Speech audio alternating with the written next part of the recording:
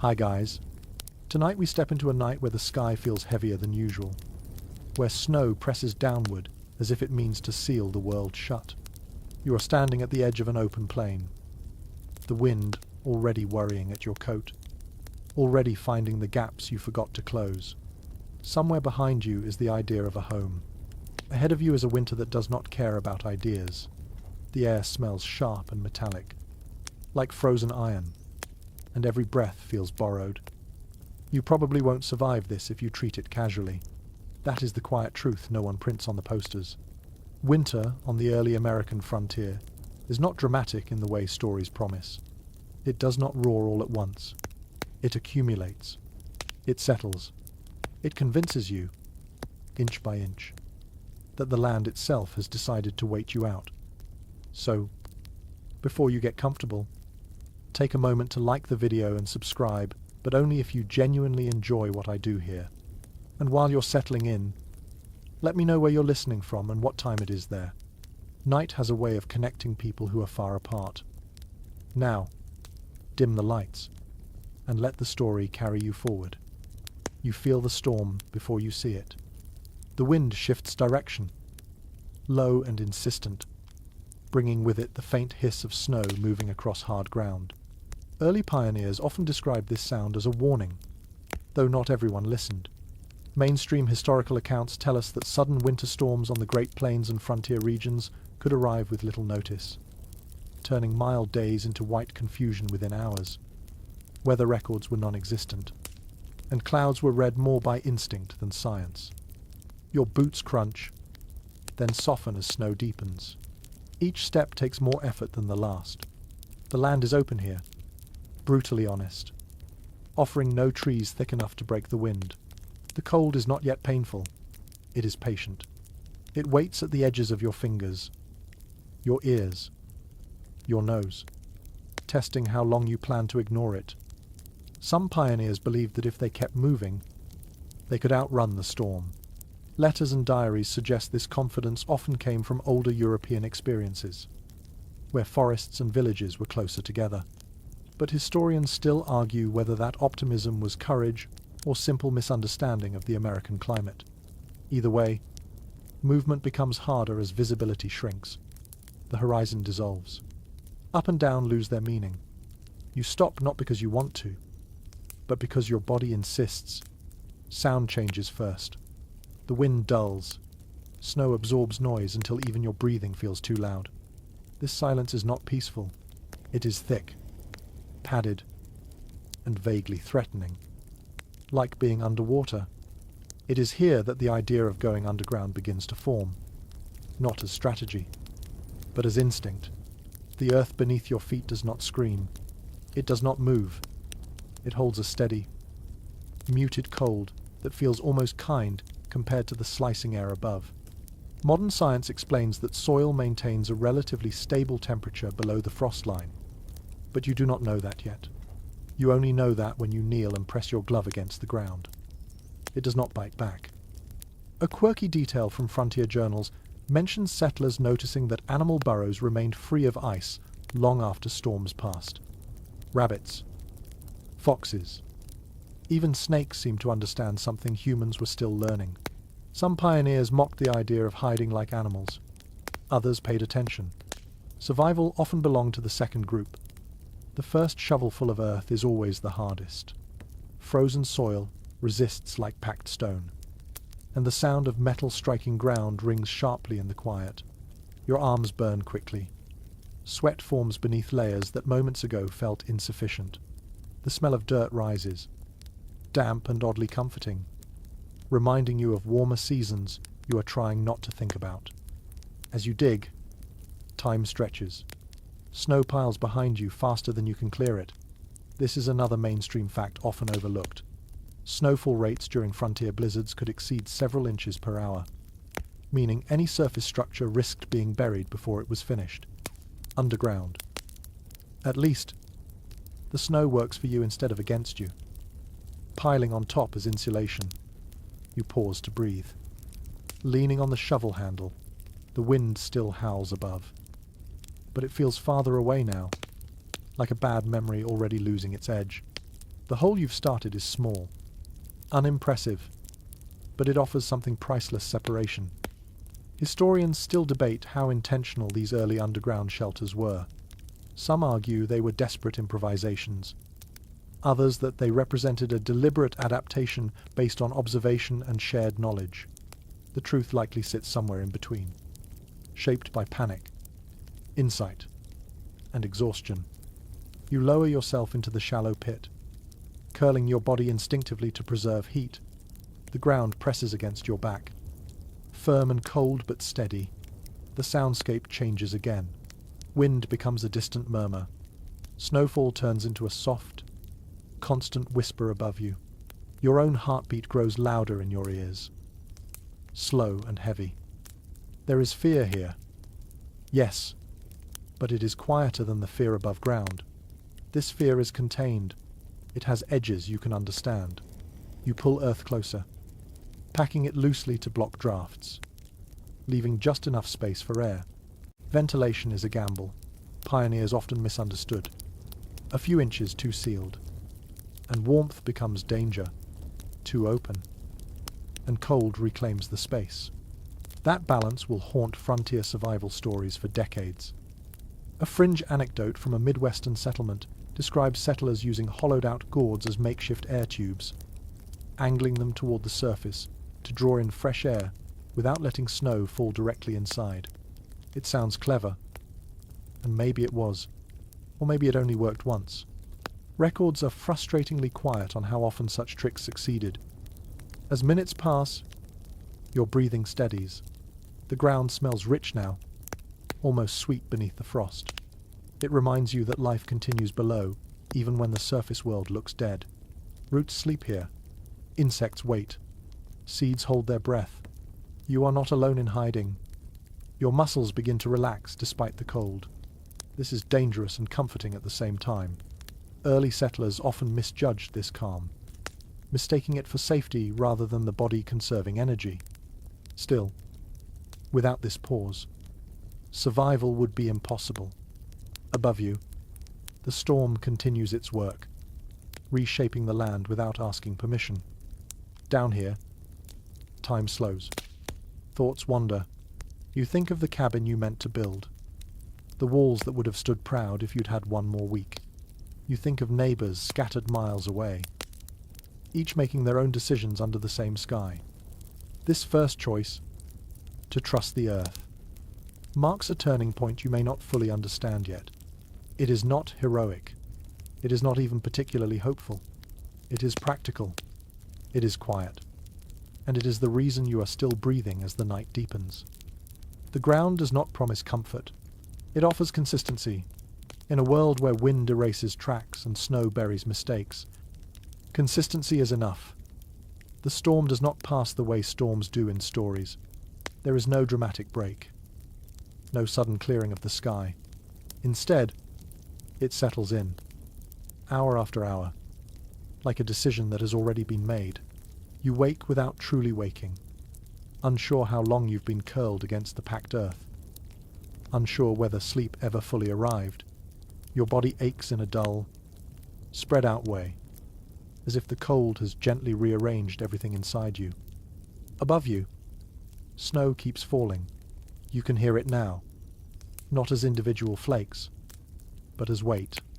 A soft, constant pressure pressing down on the ground overhead. This is one of those mainstream realities of frontier winters that often gets softened in retellings. Many early storms did not last minutes or even hours, but days. Snowfall combined with relentless wind created drifts higher than fences, sometimes higher than cabins themselves. You shift your legs carefully.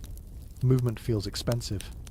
Every motion costs warmth, and warmth has become your most valuable currency. You remember thinking that digging underground was a temporary solution, just a pause, a way to wait out the worst of it. But the storm is teaching you something else now. Waiting may take longer than planned. When you press your palm against the earth wall, it feels almost unchanged from before.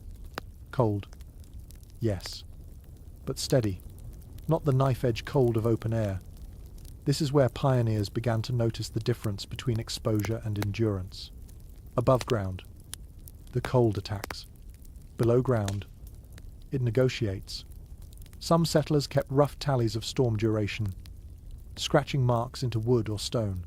Others abandoned the idea entirely once the sun disappeared. Historians still argue whether people actually lost track of days during major blizzards, or whether later accounts exaggerated the disorientation. Either way, time here feels elastic. Morning and night blur together, marked only by hunger and fatigue. You reach for the small bundle of food you brought down with you. It is less than you hoped. Dried meat, hard bread, maybe a scrap of fat wrapped in cloth. You chew slowly, not for pleasure, but for warmth. Eating becomes a form of internal fire. Frontier diaries consistently note how cold dulls appetite, even as the body desperately needs calories. That contradiction confuses many first-timers. A strange detail appears in several accounts from the northern plains. Some pioneers claimed food tasted different underground. Earthier, muted. Whether that was psychological or the result of cold-numbed senses remains unclear. But perception shifts when your world shrinks to a hole in the ground. The wind above intensifies. And for a moment, you worry the roof of packed soil might fail. Snow loads were unpredictable. Entire cabins collapsed under their weight during severe winters. Underground shelters were not immune either. Too shallow, and the ceiling could cave in. Too deep, and digging became impossible in frozen ground. Finding the right depth was more art than science. You listen carefully. The earth creaks faintly, a sound more felt than heard. It is not alarming yet, just a reminder that this shelter is borrowed, not owned. Early pioneers often spoke of the psychological shift that came with storms like this. At first, there was urgency, plans, lists of tasks. Then, gradually, a narrowing of focus. Stay warm. Stay breathing. Everything else could wait. This mental compression was as important as physical shelter. Those who continued to think in long timelines often made dangerous decisions. You adjust the opening you left for air, brushing away snow that has begun to creep inward. Ventilation again. Always ventilation. There are tragic stories, quietly recorded, of settlers who survived the cold only to lose consciousness from smoke or stale air. Some used small oil lamps or smouldering embers underground, believing the heat worth the risk. Sometimes it was, sometimes it wasn't. Historians still debate how widespread such practices were, since many incidents left no survivors to explain what went wrong. The storm continues to press down, and you begin to notice something unexpected. The underground space feels smaller, not physically, but mentally. Your thoughts bounce off invisible walls. You replay memories with unusual clarity. Warm kitchens, summer insects, the sound of water moving freely. This is another quiet challenge of underground survival, rarely emphasized in mainstream narratives. Isolation amplifies memory. You try to sleep again, pulling fabric tighter around your shoulders. The ground pulls heat steadily from your body, and you shift to keep blood moving. Pioneers learned quickly that stillness could be deadly, even underground. Circulation mattered. Wiggle toes, flex fingers, small rituals to keep life flowing. A quirky frontier belief suggested that speaking aloud, even to no one, helped prevent freezing to death. The idea was that sound meant breath, and breath meant life. Whether this actually helped or simply calmed panic is unclear, but journals mention whispered prayers, songs, and even arguments conducted in the dark. You find yourself murmuring now. Not words exactly, just sound, proof that you are still here. At some point, hunger sharpens. Your stomach complains more loudly than before, a hollow ache that radiates outward. This is another lesson early settlers learned the hard way. Cold burns calories relentlessly. Even resting, your body consumes fuel at alarming speed. Underground shelter slows heat loss, but it does not stop the internal furnace. You ration carefully. One bite now, one later, stretching what you have. Root cellars and buried food caches existed for this reason. but reaching them during a storm was often impossible. Snow erased landmarks. Paths vanished. More than one pioneer froze within sight of their own supplies. Above you, the storm finally begins to shift. Not end, just change. The sound of wind lowers in pitch. Snowfall lightens. You sense it before you can confirm it. The earth transmits these changes subtly, like a pulse. This sensitivity becomes second nature to those who survived multiple winters. The ground tells stories if you listen long enough. You wait. Patience becomes your final test. Emerging too soon could mean stepping into whiteout conditions. Waiting too long risks weakness and disorientation. There is no perfect moment, only a least bad one. Historians still argue how pioneers made these decisions without modern information. Luck played a role, experience too, and sometimes stubbornness disguised as intuition. Eventually, you push upward gently, testing resistance. Snow has packed densely above, heavier than before. Digging out will take effort, but the air feels different now, less sharp, less angry. You pause, conserving strength, knowing the storm has not beaten you yet, but it may have loosened its grip. For now, underground has done its job. It has bought you time, and on the frontier, time is often the only thing standing between survival and becoming another unmarked story swallowed by winter. Cold does not announce itself with drama. It arrives quietly, the way fatigue does, slipping past your attention until something feels off. You notice it first in your fingers. They do not hurt. That would be easier. Instead, they feel distant, as if they belong to someone else. You flex them slowly, watching the movement with mild curiosity, as though observing rather than inhabiting your own body. This is how winter wins when people misunderstand it. Those who lived through frontier winters eventually recognized a simple truth that shows up again and again in surviving letters and recollections. The most dangerous cold is not the sharp, screaming kind, but the steady, patient kind. The cold that allows you to think you are fine, while it quietly rearranges how your body works. Long before thermometers were common, people understood this through experience alone. You shift deeper into your underground shelter, pressing your shoulders against the soil. The earth holds you in a way the wind never did. Still cold, but not aggressive.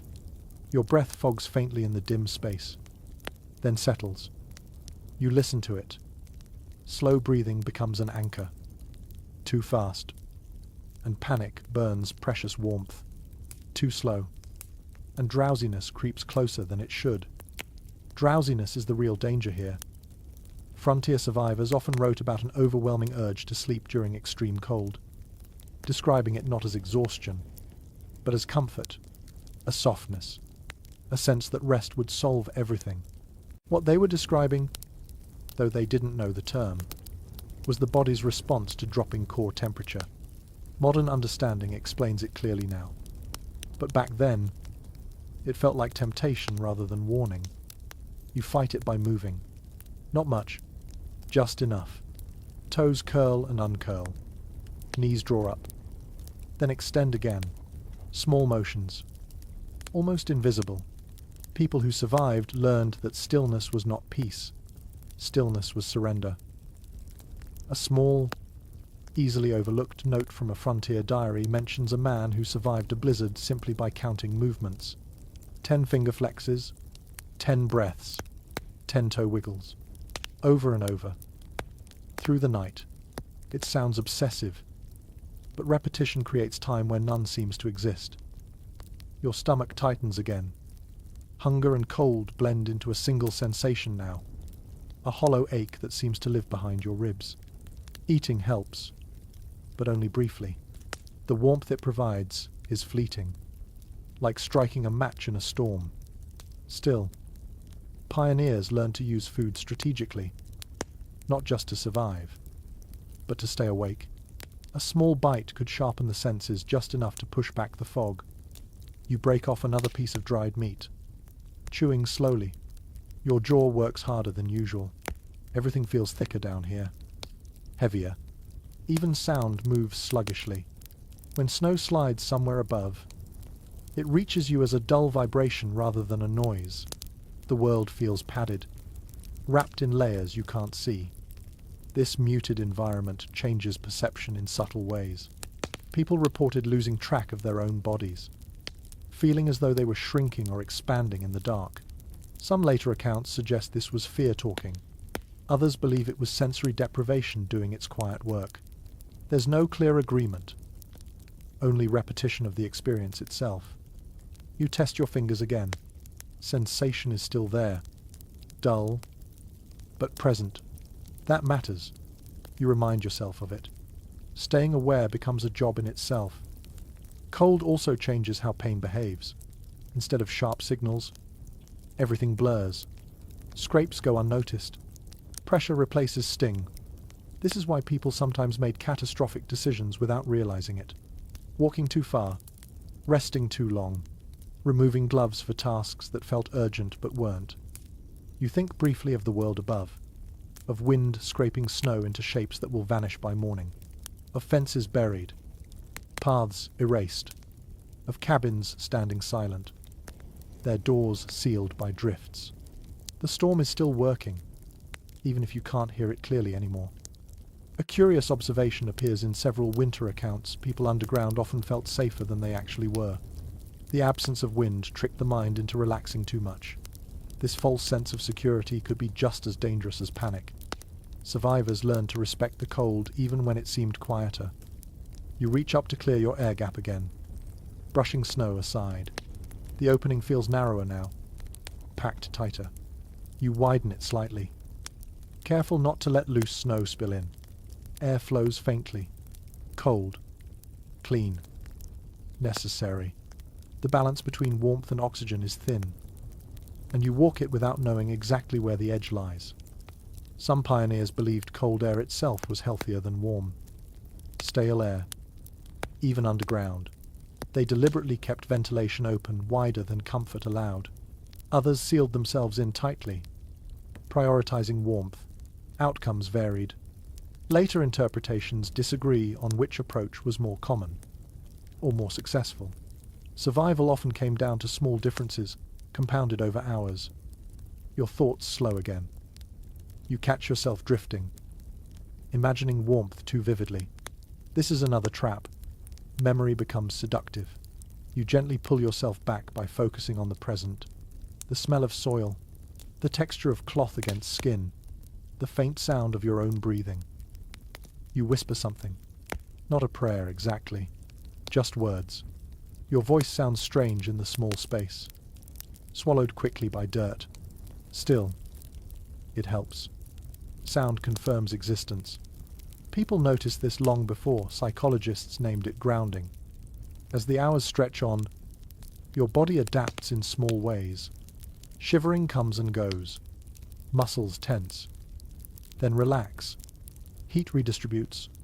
You are no longer warm. But you are no longer declining as quickly either. Underground shelter doesn't save you outright. It slows the loss enough for endurance to matter. That distinction is everything. There's a lingering question woven through many frontier survival stories. How close to death were people before they realized it, without instruments or clear markers? Awareness came late. Some survived because they acted early. Others survived because they didn't realize how bad things were and kept moving out of stubborn habit. Which mattered more remains unclear. Eventually, fatigue settles into a manageable hum rather than a wave. You learn its rhythm. You work with it instead of against it. Short rests, gentle movement, controlled breathing. This is not comfort. It is maintenance. Above you, the storm continues, reshaping the land. But underground, your world has narrowed to essentials. Air, heat, awareness. Everything else has been stripped away. Cold kills quietly, but it does not have to kill quickly. That is the lesson pioneers learned the hard way. Bodies pressed to soil, waiting out storms one breath at a time. The problem with wooden walls is not that they fail all at once, it is that they fail politely. Slowly, pretending everything is still under control long after it isn't. You remember how solid a cabin feels when it is new, the way the logs fit together, the reassuring weight of them. But winter does not test strength. It tests endurance. And wood, for all its virtues, leaks time. Frontier settlers learned this lesson through long nights rather than sudden disaster. Letters from homesteads describe cabins that seemed warm enough at dusk, only to feel hollow and brittle by morning. Heat slipped out through seams no one could see. Wind found its way through corners thought to be sealed. Snow stacked against walls, then crept inside as melt and refreeze worked like a patient wedge. You imagine yourself inside such a cabin now. The fire burns, but it demands feeding. Wood disappears faster than expected. Every trip outside to gather more feels riskier than the last. Snow hides landmarks. Wind steals breath. Even reaching a woodpile 20 steps away becomes an expedition. This is where underground shelter begins to make sense in a way cabins often could not during prolonged storms. Above ground, survival required constant input, fuel, repairs, vigilance. Below ground, the environment stabilized. Not warm, but predictable. The earth did not demand tending. It simply existed. What stands out in many pioneer accounts is how quickly people noticed this difference once they experienced both. A few describe abandoning cabins mid-storm, crawling into dugouts or cellars when the fire could no longer keep up. That decision was rarely made lightly. Leaving a structure you built with your own hands feels like admitting failure. But winter has no interest in pride. You think about the sound difference. In a cabin, wind roars, logs groan, roof beams creak under weight. Every noise suggests collapse might be moments away. Underground, sound dulls. The storm still exists, but it loses its voice. That silence carries a strange authority. It tells your nervous system to slow down. There's an easily missed observation tucked into a settler's journal from the Dakotas. The writer notes that his family slept better underground, even when conditions were objectively worse. Less space, less light, less air, yet rest came more easily. Fear, it seems, burned more calories than cold ever did. That does not mean cabins were useless. Far from it. In moderate winters, a well-built cabin offered comfort no hole in the ground ever could. Raised floors stayed dry. Chimneys carried smoke away. Windows let in light. But in truly severe storms, those advantages turned fragile. Chimneys clogged with snow. Roofs collapsed under weight. Windows became points of failure instead of relief. Some families tried hybrid solutions. Half-dug cabins, sod houses reinforced with timber. These designs blurred the line between underground and above-ground living. Their success varied widely depending on soil type, snowfall, and construction skill. Later observers struggled to categorize them, which is why records sometimes contradict one another. You shift in your underground shelter again, feeling the soil press back. This pressure, steady and unmoving, becomes oddly reassuring. Above ground, wind pushes. Below ground, the earth holds. That difference shapes how your body responds. Muscles unclench, breathing evens out. Still, underground shelter carries its own dangers. Moisture seeps in. Condensation forms where warm breath meets cold walls. Clothing dampens. If you stop moving too long, chill settles deep into bone. Cabins, at least, offered dry space when fires burned well. This trade-off haunted pioneer decisions all winter long. There's a quiet disagreement among later historians about how often underground shelters were used as primary winter homes versus emergency refuges. Some evidence suggests entire families lived below ground for months at a time. Other records imply short-term use during storms only. The truth likely depended on circumstance more than culture. People adapted to what worked, not what looked respectable. You imagine emerging briefly into a cabin during a lull, the door half buried, snow piled high against the walls, insulating and threatening at the same time. Inside, the air feels colder than expected. Smoke hangs low. The fire struggles. You realize the cabin no longer offers what it once did. That moment, when shelter loses its promise, marks a shift in thinking. You stop asking where you want to live and start asking where you can last. Comfort becomes secondary to consistency. One unusual practice mentioned in a handful of accounts involves deliberately letting cabins freeze solid, abandoning them temporarily while families retreated underground nearby. The idea was to preserve the structure by preventing thaw and freeze damage. It sounds counterintuitive, but the logic appears again and again. Whether it worked reliably remains unclear, but the strategy shows how flexible survival thinking became. You return mentally to your underground space. The air is still, cold, but not shifting. You no longer have to fight drafts. You are not feeding a fire. You are not listening for the crack of stressed timber. Your only task is awareness. That simplicity matters more than it should. Winter exhaustion often came not from cold alone, but from decision fatigue. Constant judgment calls. Should you add wood, patch a gap, clear the roof? Each choice cost energy. Underground. Choice is narrowed. Stay still. Breathe. Move occasionally. Wait. This narrowing of life had psychological effects. Some settlers later described underground winters as strangely peaceful in retrospect. Despite the hardship, others remembered claustrophobia, fear, and long stretches of near panic. Memory softened or sharpened these experiences depending on outcome. Survival colored everything. You sense that if you had stayed above ground too long, your body would have burned itself out trying to keep up. Underground shelter doesn't defeat winter. It lets winter pass while you remain. That distinction shaped frontier architecture in subtle ways. Dugouts, storm cellars, root cellars built deeper than necessary.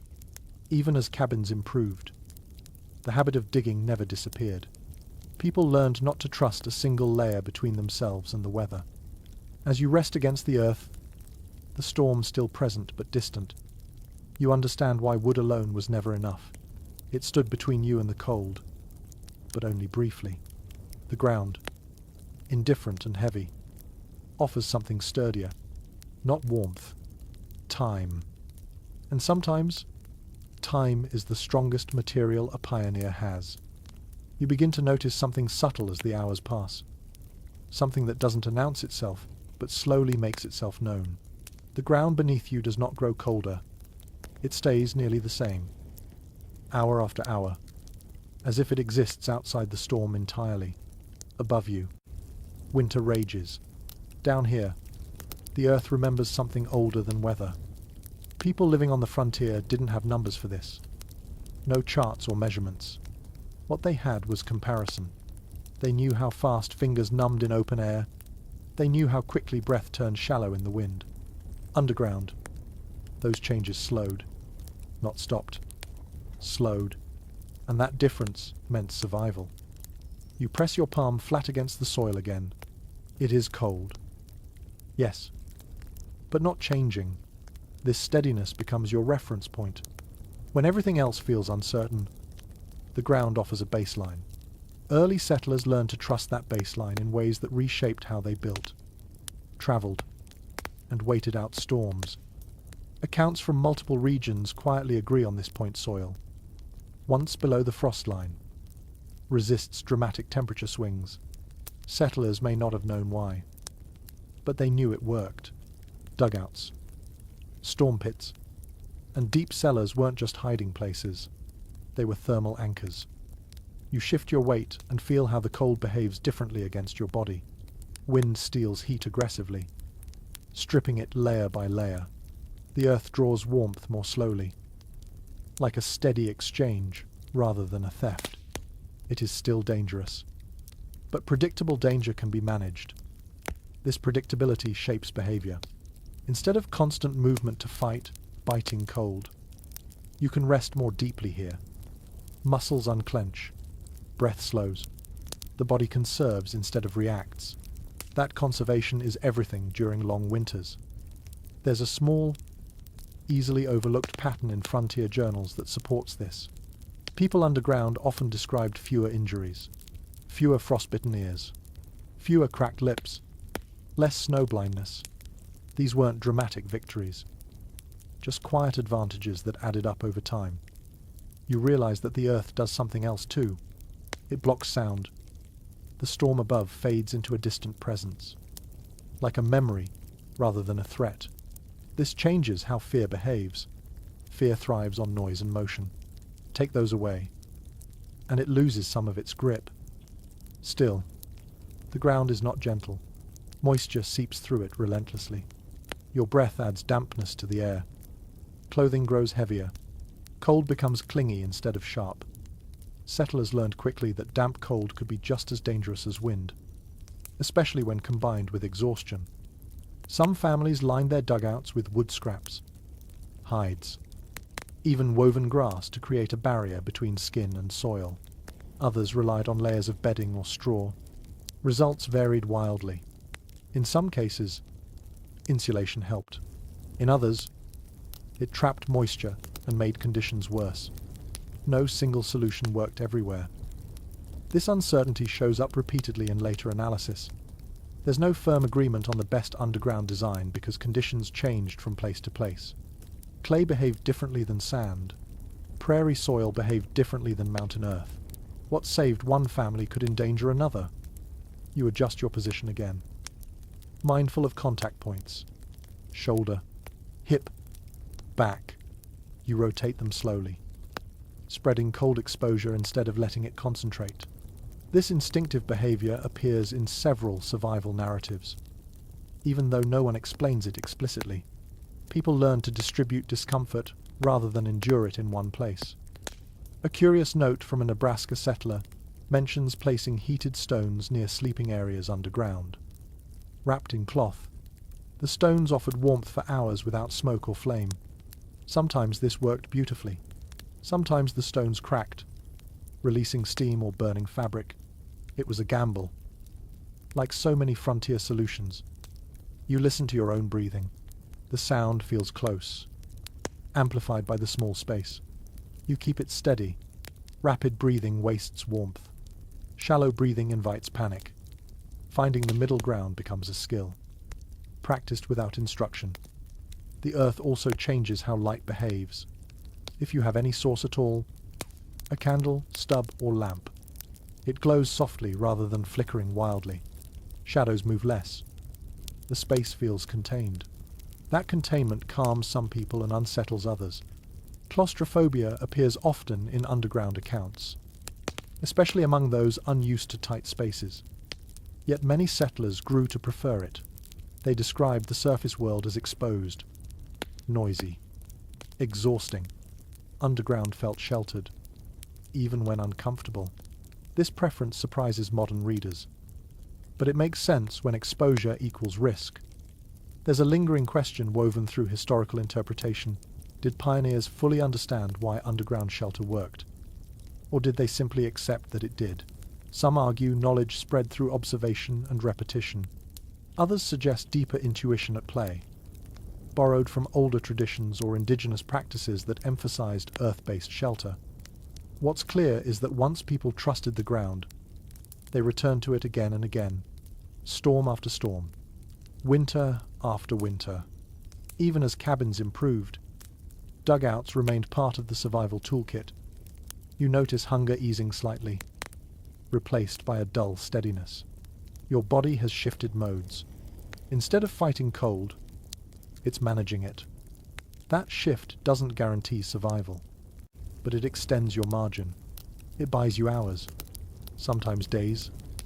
Outside, snow continues to insulate the surface, trapping cold air above while stabilizing conditions below. This accidental layering works in your favor. Snow, destructive above ground, becomes protection underground. You rest your head back carefully, mindful of dampness. You let your eyes close briefly, not to sleep deeply, but to rest. You remain aware of breath, of temperature, of time passing slowly. This balance between rest and vigilance defines underground winter survival. The ground does not save you outright. It does not offer comfort or warmth. What it offers is something quieter and, in many ways, more powerful. It offers consistency when everything else is in motion. As long as that consistency holds, you have something to work with. And on the frontier, that is often enough. What you are doing now does not feel new, even though you have never done it before. As you settle deeper into the earth, a quiet recognition forms. This way of surviving winter has been practiced long before you arrived here, long before wagons cut lines across the plains. The idea did not originate with you, or even with the frontier. It was carried, reshaped, borrowed, and adapted. People who crossed the Atlantic brought fragments of memory with them, not always consciously. In parts of northern Europe, families once sheltered livestock and people together in earth-banked homes during harsh seasons. Cellars were not just for storage, but for living when surface rooms became unbearable. You may not remember these traditions directly, but they linger in habits, in instincts that surface when conditions turn dangerous. As you press your back against the soil, that inheritance makes itself known. Settlers quickly noticed that those with experience in colder climates adapted faster. They dug sooner. They dug deeper. They worried less about appearances and more about results. Frontier letters mention neighbors who mocked underground living at first, only to copy it after their first brutal winter. Pride, it turns out, freezes faster than common sense. But European memory was only part of the story. Long before settlers arrived, indigenous communities across North America had already mastered the logic of earth shelter. Semi-subterranean homes, earth lodges, and winter pits were carefully designed to manage cold, wind, and scarcity. These structures were not emergency measures. They were seasonal solutions, refined over generations. You may not have learned directly from those who came before, but knowledge has a way of leaking across boundaries. Settlers observed. They asked questions. Sometimes they copied without understanding why something worked. Other times, they adapted pieces, blending unfamiliar methods with what they already knew. This blending shows up clearly in early frontier architecture. Dugouts reinforced with timber, sod houses shaped like cabins but half buried, storm cellars dug deeper than food storage required. These weren't accidents. They were experiments, conducted under pressure, with survival as the only acceptable outcome. There's an understated detail that appears in several early descriptions. People began digging not only for shelter, but for reassurance. The act itself mattered. Cutting into the ground created a sense of control when the environment felt overwhelming, even if the shelter was imperfect. It felt intentional. You feel that now. The earth responds to effort. Shovel meets soil. Soil moves. Wind, by contrast, cannot be reasoned with. Snow does not negotiate. Digging gives you something solid to push against, something that answers back. Not everyone agreed on how much to borrow from older practices. Some settlers distrusted anything that felt too unfamiliar. Others embraced techniques eagerly, especially after witnessing their effectiveness. Later interpretations differ on how openly this knowledge exchange happened, or how much was acknowledged afterward. What's clear is that the methods spread. You notice how your underground space resembles many others described across continents and centuries. Low ceilings, narrow entrances, minimal openings. These features appear again and again in cold climate shelters worldwide. They are not aesthetic choices. They are thermal ones. A small but telling habit mentioned in several frontier accounts involves orientation. Entrances were often angled away from prevailing winds. This reduced snow intrusion and heat loss. Settlers may not have had compass readings, but they watched how snow drifted, how wind bent grass, how storms moved across land. Observation replaced instrumentation. You adjust your own opening slightly, instinctively angling it. The difference is subtle, but noticeable. Air flows differently. Snow no longer creeps inward as aggressively. These tiny adjustments can mean the difference between discomfort and danger. What's fascinating is how quickly people learned once consequences were clear. The first winter punished mistakes harshly. The second winter taught lessons. By the third, survivors often displayed a quiet competence that surprised newcomers. Underground shelter became less of a last resort and more of a planned response. Still, there was no universal blueprint. Conditions varied too widely. What worked in dry prairie soil failed in wet river valleys. What worked in deep snow failed in shallow freezes. People adapted locally, guided by trial, error, and shared stories. Those stories mattered. Advice travelled slowly, but it travelled. A tip overheard at a trading post. A warning passed between neighbours. A structure glimpsed half buried on the horizon. Knowledge spread unevenly, but it spread. You think of how much of survival depends on humility. Accepting that someone else might know something you don't. Accepting that land has rules you must learn rather than fight. Underground shelter embodies that humility. It does not dominate the environment. It yields to it. Some settlers struggled with this psychologically. Living below ground felt like retreat, like failure. But winters had a way of reframing those ideas. Survival softened pride. Practicality replaced ideology. There's a recurring disagreement among later observers about whether underground living slowed progress or enabled it. Did it keep settlers safe long enough to build permanent communities? Or did it trap them in temporary solutions? The question lingers, unresolved, because both outcomes occurred. In some places, dugouts became stepping stones. In others, they became long-term homes. You settle more comfortably now, body aligned with the shape of the space. The earth feels familiar, not friendly, but known. That familiarity reduces stress in ways you didn't expect. Fear thrives on novelty. Repetition dulls it. You realize that underground shelter is not about hiding from winter. It's about cooperating with it, letting cold pass over you rather than through you, letting storms exhaust themselves while you conserve. That philosophy, once learned, changes how you see the land above too. You begin to notice slopes, soil types, windbreaks. You plan routes differently. You stop assuming that exposure is strength. As you breathe steadily, grounded and alert, you understand that survival knowledge is rarely invented in isolation. It accumulates, it travels, it adapts, and when conditions are harsh enough, it surfaces again. Carried by instinct and necessity. The earth has been teaching this lesson for a long time. You are only the latest student. Digging in winter is nothing like digging in stories. There is no clean rhythm to it. No satisfying progress. Every inch feels earned twice. The soil resists, stiff with frost, clinging to the shovel as if reluctant to let go. Your breath fogs the narrow space, then settles back onto your face as damp cold. Each movement sends a dull ache through muscles already tired from staying warm. And yet, the act itself keeps you alive.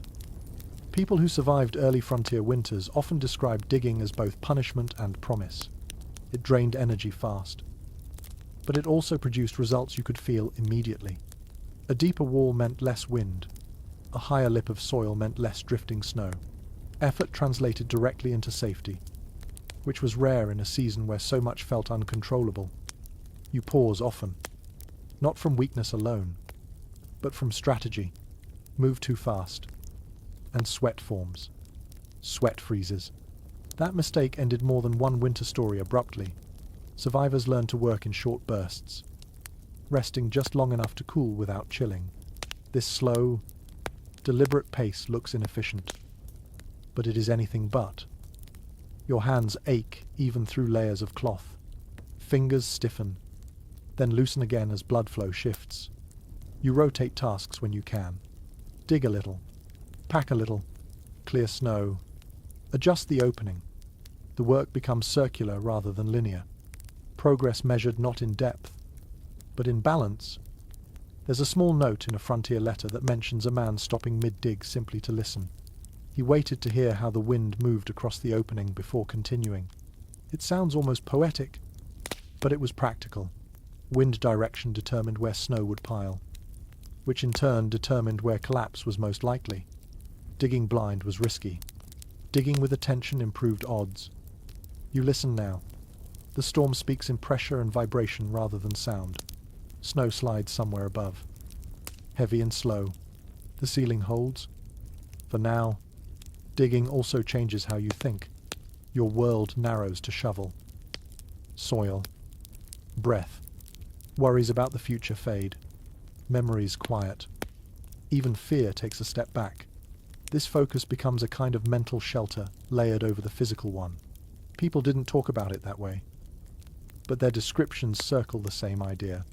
Work steadied the mind.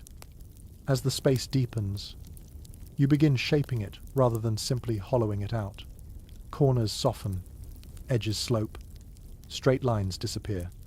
Underground rooms tend to be rounded, not by design, but by instinct. Curves resist collapse better than angles. Even without engineering knowledge, people learned this through observation and failure. Your knees sink into packed earth. The smell deepens.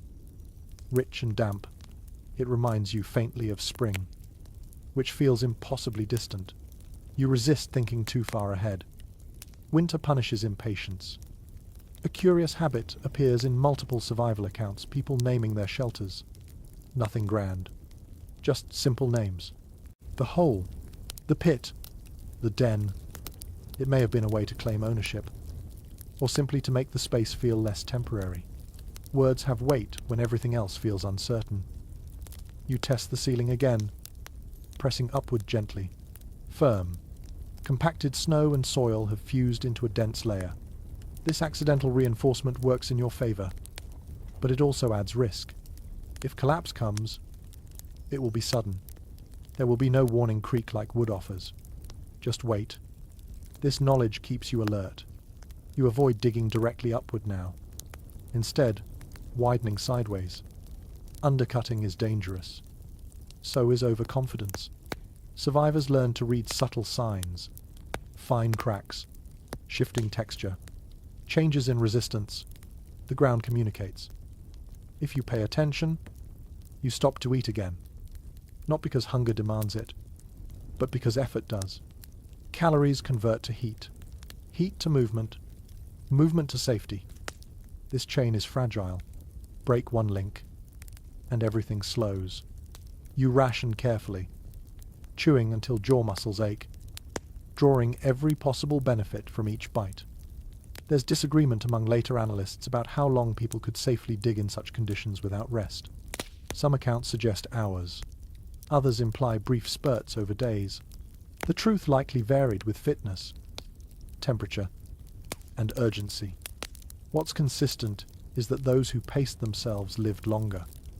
You feel fatigue creeping in again, but it's different now. Less foggy, more physical. Muscles complain clearly. That clarity is useful. You respond by slowing, not stopping. A rhythm emerges. Dig, breathe, pack, pause, repeat. Snow presses down harder now, adding weight to your roof. This seems dangerous, but it also seals gaps, reducing drafts. Underground survival is full of these contradictions. What threatens above often protects below. You smooth the floor with your boot, removing sharp edges. Comfort matters more than you expected. A body that can settle rests better. Better rest means better decisions. Pioneers learned to invest effort in small comforts, even when resources were scarce. Straw, hides, folded cloth, anything to separate skin from ground.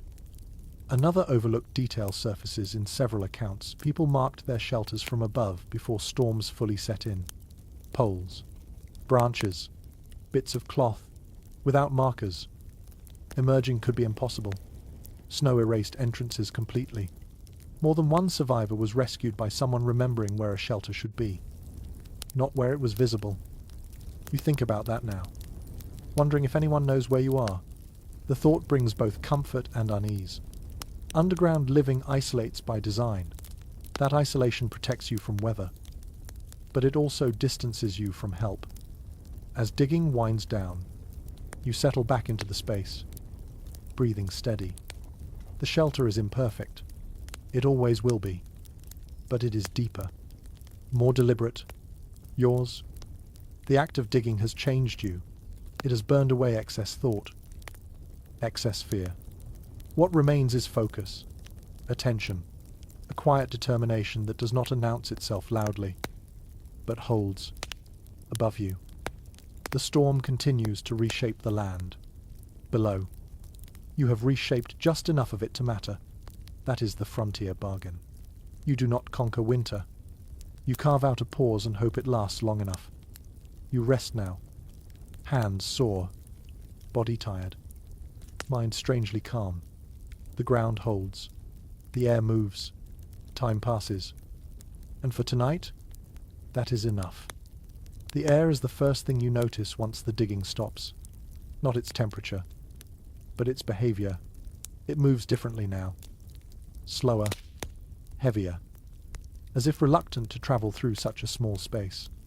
You inhale carefully, then exhale, watching how your breath lingers before dissolving into the dimness. Underground shelter solves one problem by creating another. Warmth stays longer, air does not.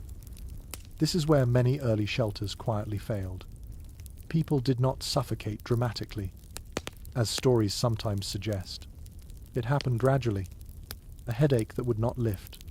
A strange sleepiness that felt pleasant at first. Breathing that seemed fine until it wasn't. Survivors later described the danger as subtle enough to ignore, especially when exhaustion encouraged rest. You resist that temptation now. You reach up and adjust the opening again, clearing packed snow, widening it just enough to feel a faint exchange. Cold air slides in. Stale air slides out. The balance is delicate. Too much opening, and heat drains away. Too little, and the space turns against you. Settlers learned this balance through trial, error, and observation rather than theory. Some noticed that lamps burned dimmer when air thinned. Others paid attention to how animals behaved. Dogs grew restless. Chickens refused to settle. These signs mattered more than invisible chemistry. You listen closely. The underground world amplifies internal sounds. Your breath, your pulse, the faint scrape of snow settling above. Everything feels close. That closeness sharpens awareness in ways you didn't expect. There's a small detail mentioned in a handful of winter accounts that feels almost absurd until you imagine it. People would occasionally hold a feather or scrap of thread near their ventilation opening to watch it move. Not for curiosity, but for survival. Motion meant air. Stillness meant danger. It was a simple test, but a reliable one. You improvise your own version now. Feeling with the back of your hand, a faint current brushes your skin. Enough? For the moment, ventilation also changes how sound travels. With the opening adjusted correctly, outside noise returns faintly. Wind hums instead of roars. Snow slides instead of crashes. This auditory connection to the surface world reassures you. Total silence feels wrong. It suggests disconnection rather than safety. Some pioneers deliberately left small gaps open, even when it meant enduring colder temperatures. They preferred discomfort to uncertainty.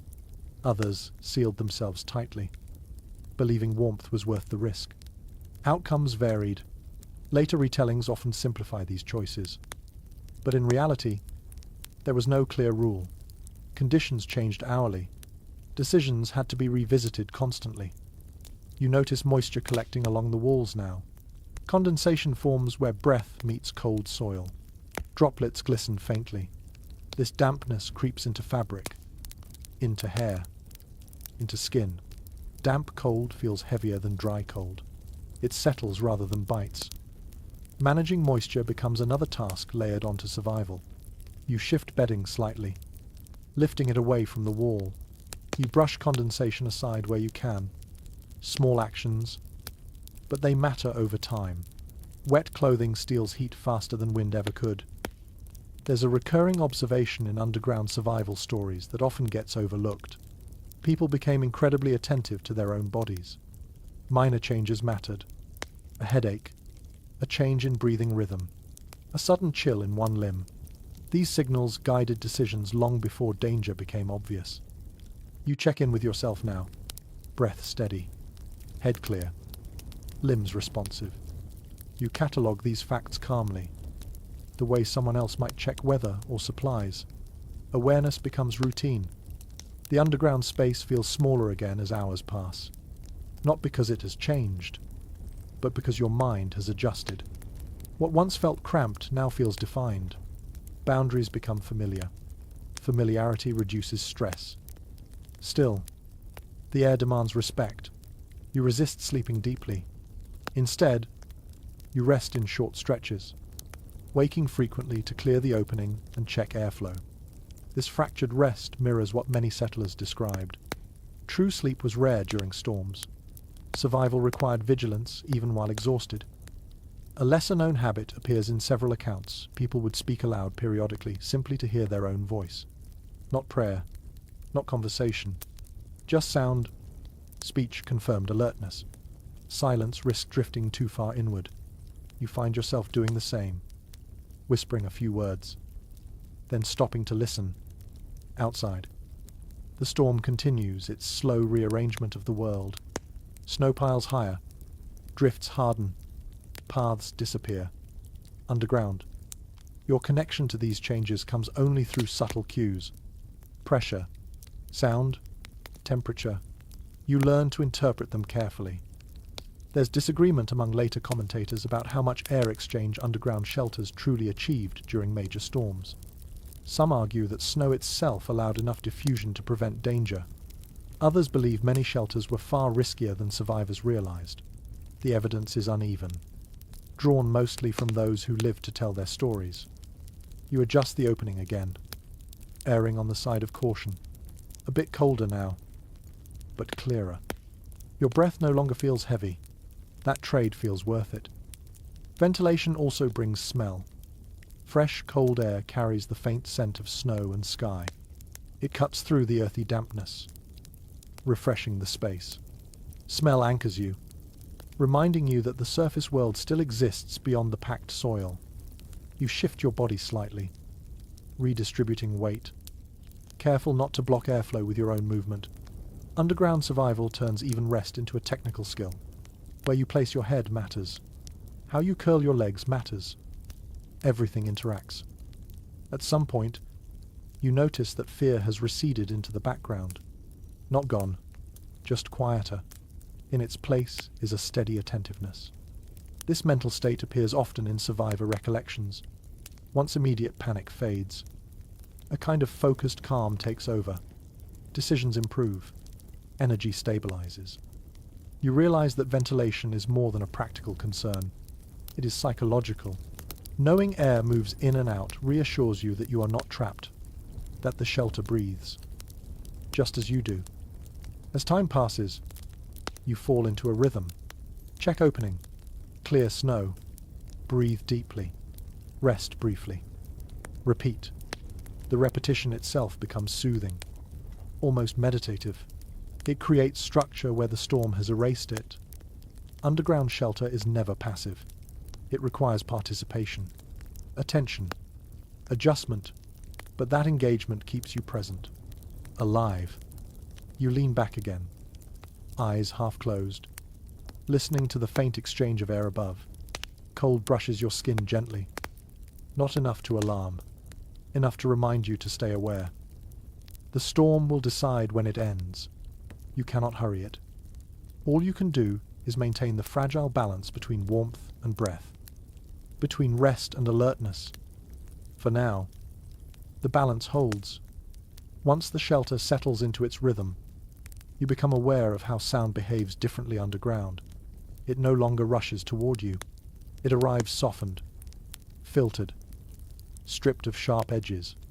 The storm above still exists, but it feels farther away than it should, as if someone has closed a heavy door between you and the world. Snow absorbs noise in a way few other things can. Wind loses its howl. Falling drifts land with a muted thump instead of a crash. Even your own movement sounds smaller here. This quiet is not silence. It is insulation for the ears as much as for the body. People who survived frontier winters often mentioned this shift without fully understanding it. They wrote about storms that sounded terrifying above ground and almost gentle below it. The same weather, the same danger, perceived completely differently depending on where you stood. That change in sound mattered more than comfort. It changed how fear behaved. Fear feeds on noise. Take away the roar, and it loses some of its urgency. You notice how your heartbeat seems louder now, no longer drowned out by wind. At first, this feels unsettling. Then it becomes reassuring. A steady rhythm, proof of continuity. You listen to it without anxiety, letting it guide your breathing. Underground. You begin to recognize patterns. The way snow slides in slow waves rather than bursts. The faint vibration when a heavier drift settles nearby. The subtle pressure change when wind shifts direction. These cues replace sight. You read the storm through touch and sound instead of vision. A number of winter accounts describe settlers being startled when they finally emerged, shocked by how violent the storm still looked. Underground. It had sounded almost calm. This mismatch could be dangerous. People misjudged conditions and surfaced too early, only to be forced back inside or worse. You remind yourself of that now. Quiet does not mean safe. It only means distant. The shelter itself adds to this illusion. Packed earth dampens vibration. Curved walls scatter sound rather than reflecting it. The space feels smaller acoustically than it actually is. Even a cough sounds contained, swallowed quickly by soil. Some settlers leaned into this quiet. They treated it as a signal to rest, to conserve energy. Others grew uneasy, craving noise as reassurance that the world still existed. Both reactions appear in early writings, sometimes from the same person on different nights. Emotional responses shifted with fatigue. You notice your thoughts slowing again, not from cold this time, but from the absence of stimulation. The mind, deprived of external input, turns inward. Memories surface uninvited. Old conversations, familiar rooms, summer sounds. You let them pass without attachment. Getting lost in memory makes the present harder to manage. To anchor yourself, you focus on listening intentionally, not drifting, but paying attention. Snowfall rhythm, air movement through the opening, the faint scrape of ice shifting. This active listening keeps you alert without burning energy. There's a small observation tucked into a pioneer journal that feels oddly modern. The writer notes that underground, storms felt less personal. Above ground, wind seemed to target you specifically, battering walls and skin. Below ground, the storm felt abstract, like something happening elsewhere. That distance made endurance possible. You feel that now. The storm is still dangerous, but it no longer feels like an opponent pressing its face against yours. It becomes background rather than confrontation. The quiet also reveals new sounds. Your stomach growling softly, fabric brushing against soil, the subtle creak of frozen ground adjusting under pressure. These noises might have been alarming at first. Now, they become familiar markers, signs that things are still functioning. You whisper again, just a few words, then stop. Your voice sounds closer than before, bouncing gently back to you. Sound reassures. It defines space. Silence alone can feel endless. Some settlers filled this quiet deliberately, humming, counting, soft singing, not for entertainment, but for orientation. Sound created a sense of direction in the dark. It reminded people of where they were in relation to themselves. You find a rhythm in your breathing that matches the quiet. Inhale, pause, exhale, pause. The pauses stretch slightly longer now. You are no longer rushing air in and out. Calm replaces urgency. Underground quiet also affects how pain registers. Without distraction, aches feel clearer but less sharp. You notice soreness in shoulders and wrists from digging. You adjust posture to relieve pressure. Small corrections prevent larger problems later. There's a lingering debate among later analysts about whether underground quiet improved survival by reducing stress or whether it encouraged dangerous overconfidence. The evidence suggests both occurred. For some, calm allowed better decisions. For others, it led to complacency. The difference often came down to awareness. You stay aware. You check the opening again, brushing snow aside gently. Sound shifts immediately. Wind hum grows slightly louder. That confirms connection. You leave it open just enough. As hours pass, you begin to associate specific sounds with specific conditions. A low rumble means wind shifting. A soft settling noise means snow compressing. A sharper scrape suggests drifting near the entrance. This growing literacy in sound replaces the need to see. It's strange how quickly the body adapts when it must. Above ground, you relied on sight first. Underground, hearing takes the lead. Touch follows close behind. Smell, too, becomes more noticeable. The damp earth mixing with cold air in a way that signals freshness or stagnation. You realize that underground survival rewires perception. It changes which senses matter most. Those changes happen quietly, without instruction. The storm continues its work, but it feels less overwhelming now, filtered through layers of soil and snow. That filtering doesn't weaken the storm. It weakens its impact on you. As you settle back again, the quiet wraps around you like another layer of insulation. Not warm, but steady. It invites rest without demanding it. You remain alert, listening, breathing, letting time stretch without resistance. Underground, the world narrows, and in that narrowing, survival becomes manageable. The storm will still be there when you surface, but for now, it has lost its voice. The longer you stay underground, the more space begins to feel like an idea rather than a measurement. What once seemed impossibly small now feels workable, not comfortable, but sufficient. Your body learns where it can move and where it cannot. Your mind stops asking for more room and starts negotiating with what exists.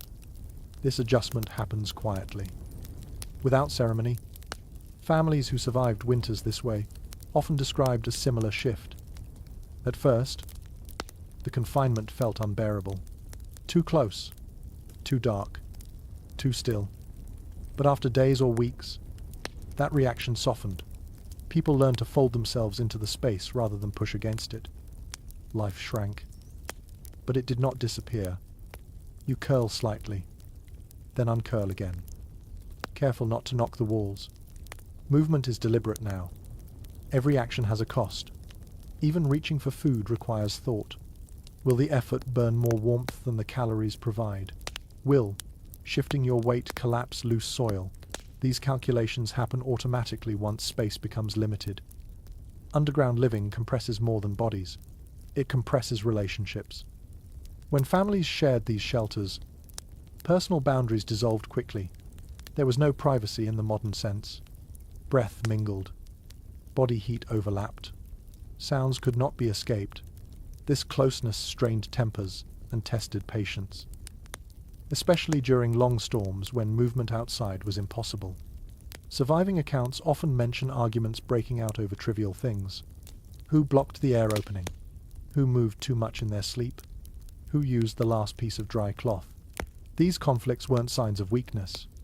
They were signs of stress in a confined environment. You are alone here, but the pressure still exists. The absence of others brings its own challenges.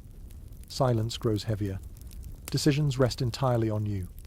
There is no one to share watchfulness, no one to catch mistakes. Isolation sharpens responsibility. You imagine what it would be like with others nearby. Children forced into stillness long before they were ready. Adults learning to move around them carefully. Older family members conserving strength, becoming quiet observers rather than participants. These dynamics shaped underground life as much as soil and snow. Some families assigned roles to maintain order. One person watched the air opening. Another rationed food. Someone else monitored time. Such as it was. These roles provided structure when the outside world offered none. Even arbitrary systems helped. Routine stabilized nerves. You create your own routine now. Check air, shift position, eat, listen, rest, repeat. The cycle gives shape to the hours. Without it, time would dissolve entirely. There's a lesser-known detail that appears in a few personal letters from frontier women. They describe deliberately reducing movement not just to conserve warmth, but to reduce friction between people. Stillness became courtesy. Quiet became cooperation. Underground. Social survival mattered as much as physical survival. You sense that truth even alone. Excess movement feels disruptive, not just tiring. The shelter responds to motion.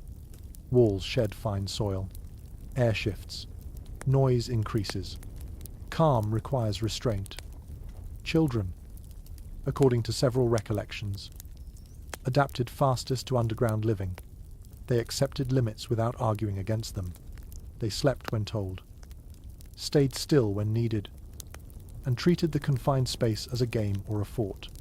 Adults struggled more, clinging to habits that no longer applied. That contrast reveals something uncomfortable. Experience does not always equal adaptability. Flexibility matters more than knowledge when conditions change radically. You shift again. Careful. Slow. Your muscles have learned the boundaries. This familiarity reduces stress. What once felt claustrophobic now feels contained.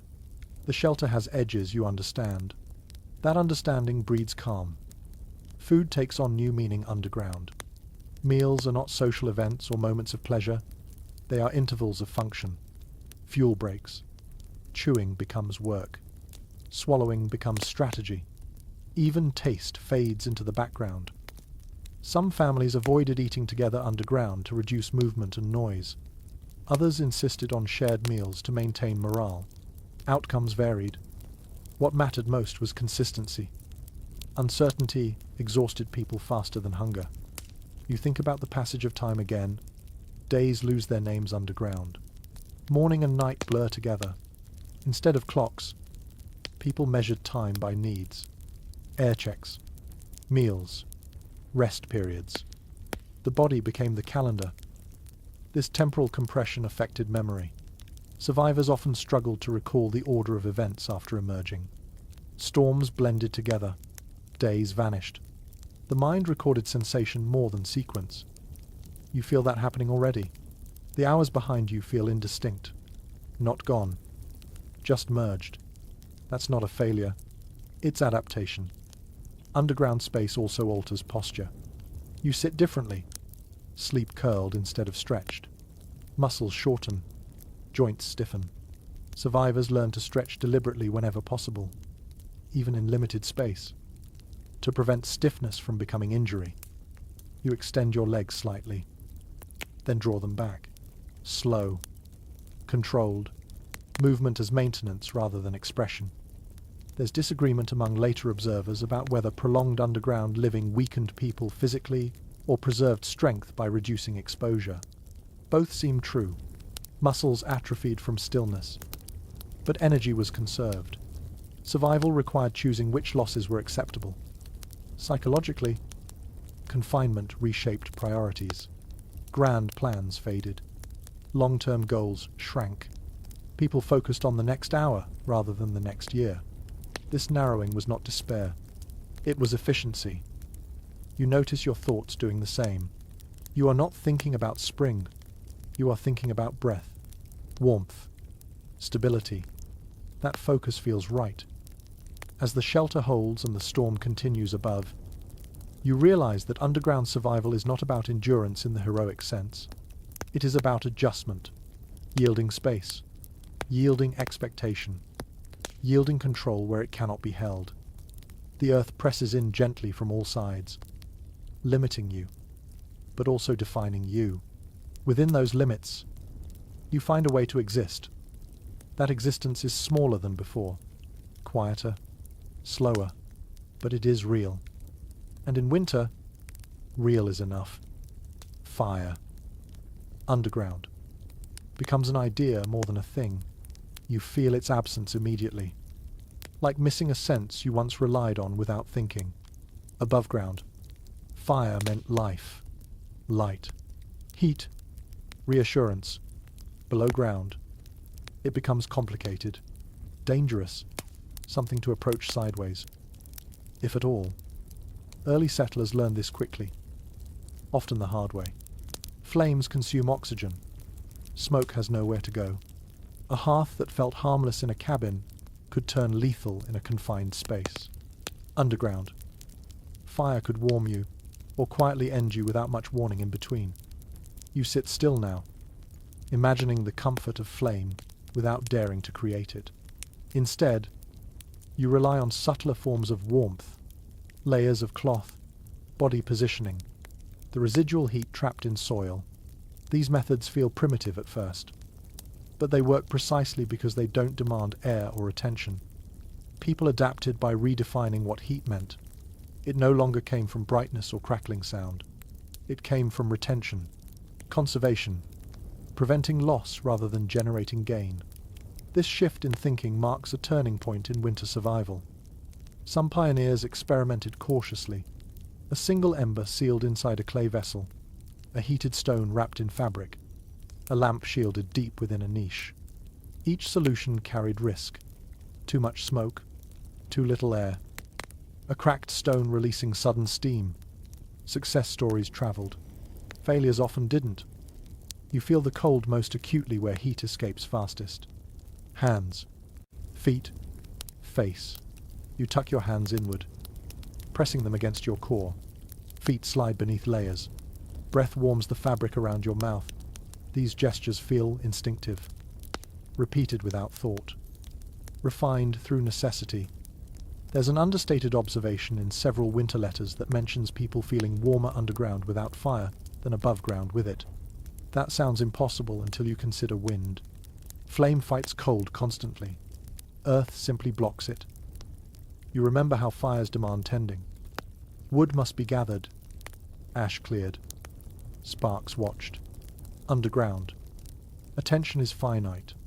Every task must justify itself. Fire rarely does. This doesn't mean fire disappears entirely from underground life. It changes form. Warmth becomes portable, temporary, carefully rationed. A stone warmed briefly and then buried in bedding. A pot heated once and then insulated heavily. Heat, like food, is stretched rather than consumed freely. Some settlers developed routines around this. Heat briefly during the safest moment, then retreat into darkness and stillness. The pattern mirrors animal behavior more than human tradition. Bursts of activity followed by long rest. You feel that rhythm now. Movement followed by stillness. Effort followed by quiet. Underground survival favors pulses rather than continuity. Light behaves differently too, if you have any at all. It is dim and precious. Candles burn oxygen. Lamps smoke. Many people chose darkness instead. Eyes adapted. Time slowed. Vision became secondary. Darkness underground is not total. It has texture. Shadows feel closer. Depth perception fades. You rely more on touch, memory, and sound. Objects are placed deliberately and rarely moved. Order prevents accidents. This reduced light altered sleep patterns. People slept in fragments. Short rests. Long wakeful periods. True night and day lost meaning. The body followed temperature and fatigue instead of the sun. There's debate among later commentators about whether underground living worsened winter depression or protected against it. Some accounts describe crushing monotony. Others describe a strange peace. The difference seems tied to expectation. Those who resisted confinement suffered more. Those who accepted it adapted. You accept it now. Not happily. Not eagerly. But without argument. The earth has set the terms. You are negotiating within them. Without fire, smells become more noticeable. Damp, soil, cold fabric, your own breath. These scents are neutral. Grounding, smoke, for all its comfort, would complicate that balance. Clarity matters. You think briefly of cabins glowing against snow, smoke rising bravely into the storm. Those images are powerful, but they belong to moments when conditions allow choice. Underground. Choice narrows. Heat here is subtle. It accumulates slowly. Held close. Protected from loss. It feels less like warmth and more like absence of pain. That becomes the new goal. You shift your shoulders, feeling fabric warm slightly where it presses against skin. That small gain feels significant. Underground survival teaches you to value incremental progress. Fire once symbolized control. Now, restraint does. As you rest, conserving what little warmth you have, you realize that underground life strips survival down to fundamentals. Air, heat, awareness. Remove anyone, and the system fails. The Earth provides one of those automatically. Air requires attention. Heat demands discipline. You breathe slowly, deliberately, keeping everything balanced. The storm continues above, unseen and unheard now. Fire is no longer the center of your world. Containment is. Light becomes optional long before morale does. You notice this gradually, not all at once. At first, you reach for brightness instinctively, wanting to see, wanting proof of space and safety. But underground, light costs too much. It eats air. It demands fuel. It creates movement where stillness is safer. So you let it go. Darkness settles in, not as an enemy, but as a condition. Your eyes adjust. Shapes soften. Edges blur. You learn the shelter by touch instead of sight. Where the wall curves inward. Where the floor dips slightly. Where fabric is stored. Familiarity replaces illumination. Once you know the space, seeing it matters less. Many settlers recorded this transition without fully explaining it. They wrote about getting used to the dark as if it were a skill rather than a surrender. In truth, it was both. Darkness simplified the world. Without visual distraction, attention narrowed to essentials. Time stretches differently without light. Minutes lose definition. Hours dissolve. Instead of counting, you feel time pass through hunger. Stiffness. The need to shift position. The body becomes the clock. This wasn't unique to underground living, but the effect intensified without sunrise or sunset to anchor perception. You notice your thoughts slowing again. Not dulling, just lengthening. Sentences in your mind stretch out, trailing off instead of snapping shut. This slower cognition feels strange at first, then comforting. It matches the pace of the shelter. Some people resisted this change. They clung to light, burning lamps longer than was safe, insisting on visibility as proof of normal life. Others embraced darkness quickly, seeing it as rest for the eyes and mind. Accounts differ, but the outcome often followed the same pattern.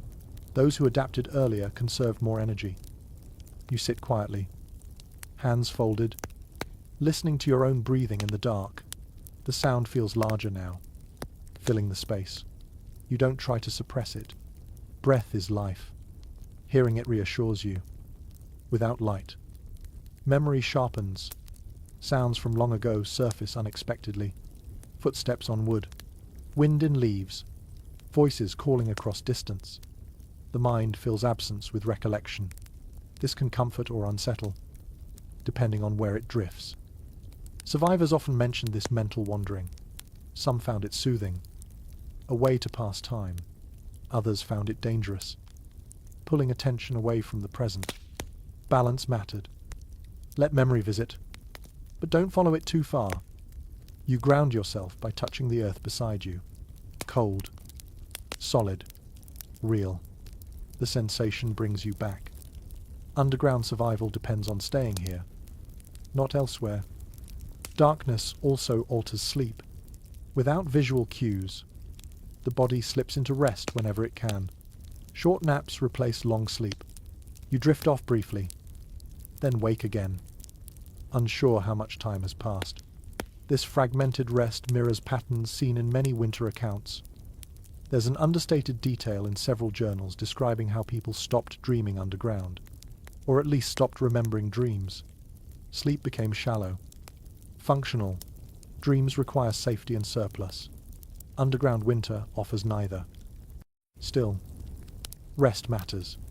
Even brief moments of reduced awareness allow muscles to recover slightly. You let yourself sink into that half state, alert enough to breathe consciously, relaxed enough to release tension. Morale behaves differently in darkness too.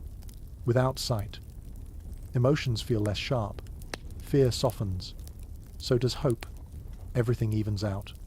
This emotional flattening protects against panic, but it can also dull motivation.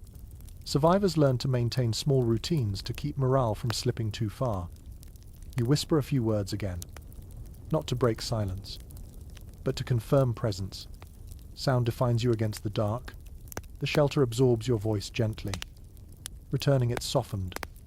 Children, according to multiple recollections, often handled darkness better than adults. They treated it as normal, even comforting. Adults carried expectations of light that made its absence feel like loss. Adaptation, again, mattered more than experience. You notice how darkness reduces comparison. You are not looking at what you don't have. You are not measuring space or imagining alternatives. You exist within what is available.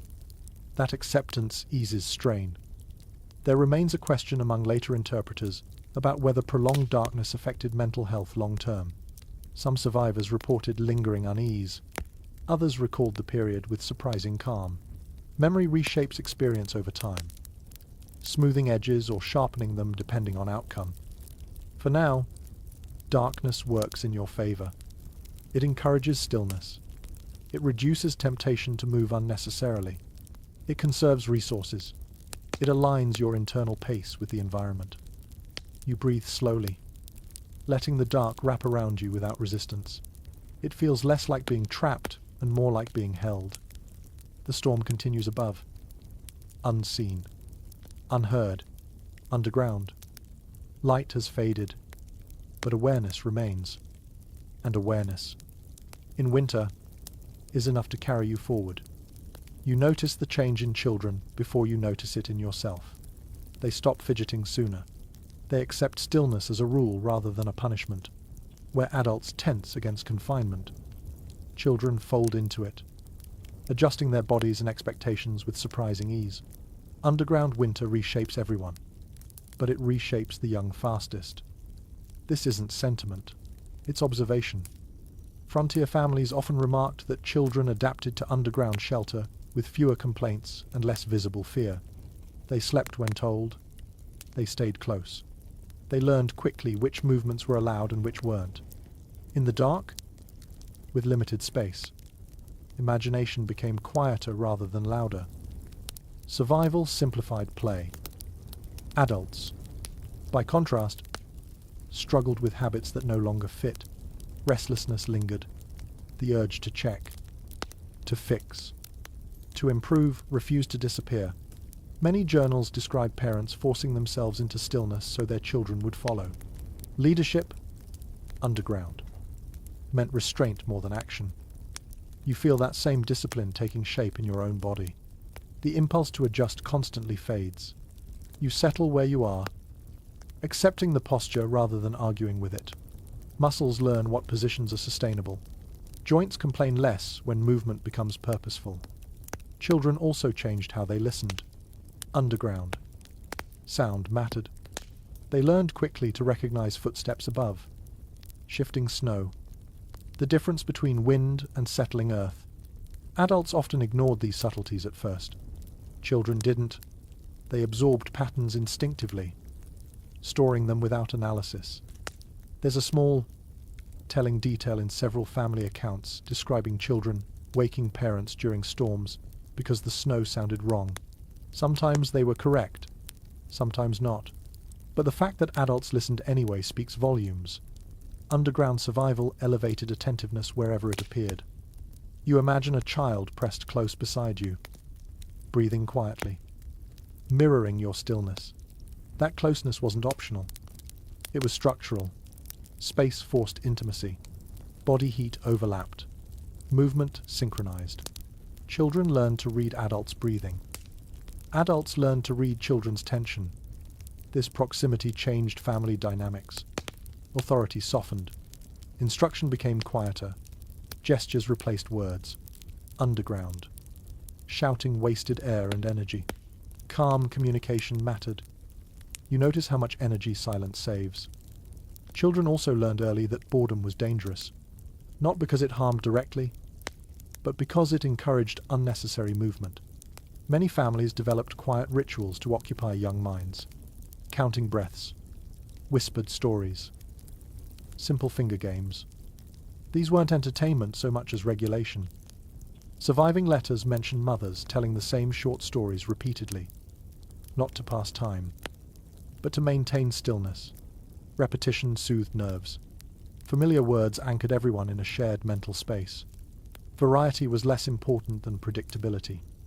You feel the value of that now. Repetition stabilizes. The same checks. The same breathing rhythm. The same posture. Each cycle reduces uncertainty. Children also learned quickly what not to touch. Ventilation openings. Stored food. Damp walls. Underground. Mistakes had immediate consequences. Learning happened fast. There's disagreement among later writers about whether this accelerated maturity benefited children long-term or burdened them too early. Some argue it built resilience. Others suggest it introduced lasting anxiety. The evidence supports both interpretations, depending on outcome and memory. What's undeniable is that children became competent participants in survival far sooner underground than they would have above ground. Confinement compressed learning. You sense that compression happening to you as well. Skills that once felt abstract now feel immediate. Breath control, stillness, listening. These are no longer ideas. They are habits. Children also seem to experience less fear of darkness than adults expected. Without contrast, darkness became neutral. Adults carried memories of light that made darkness feel like loss. Children, lacking those comparisons, accepted the environment as it was. You stop wishing for light now. The dark has become background. Useful. It hides limitations. It reduces longing. Underground winter stripped childhood of some softness, but it also removed some distractions. Survival narrowed focus. Children learned what mattered quickly because little else competed for attention. There's a haunting note in one account describing a child asking why spring had not come this year. When only weeks had passed, time underground stretched perception. Young minds struggled to place events in sequence. Adults did too. To manage this, families sometimes marked time physically.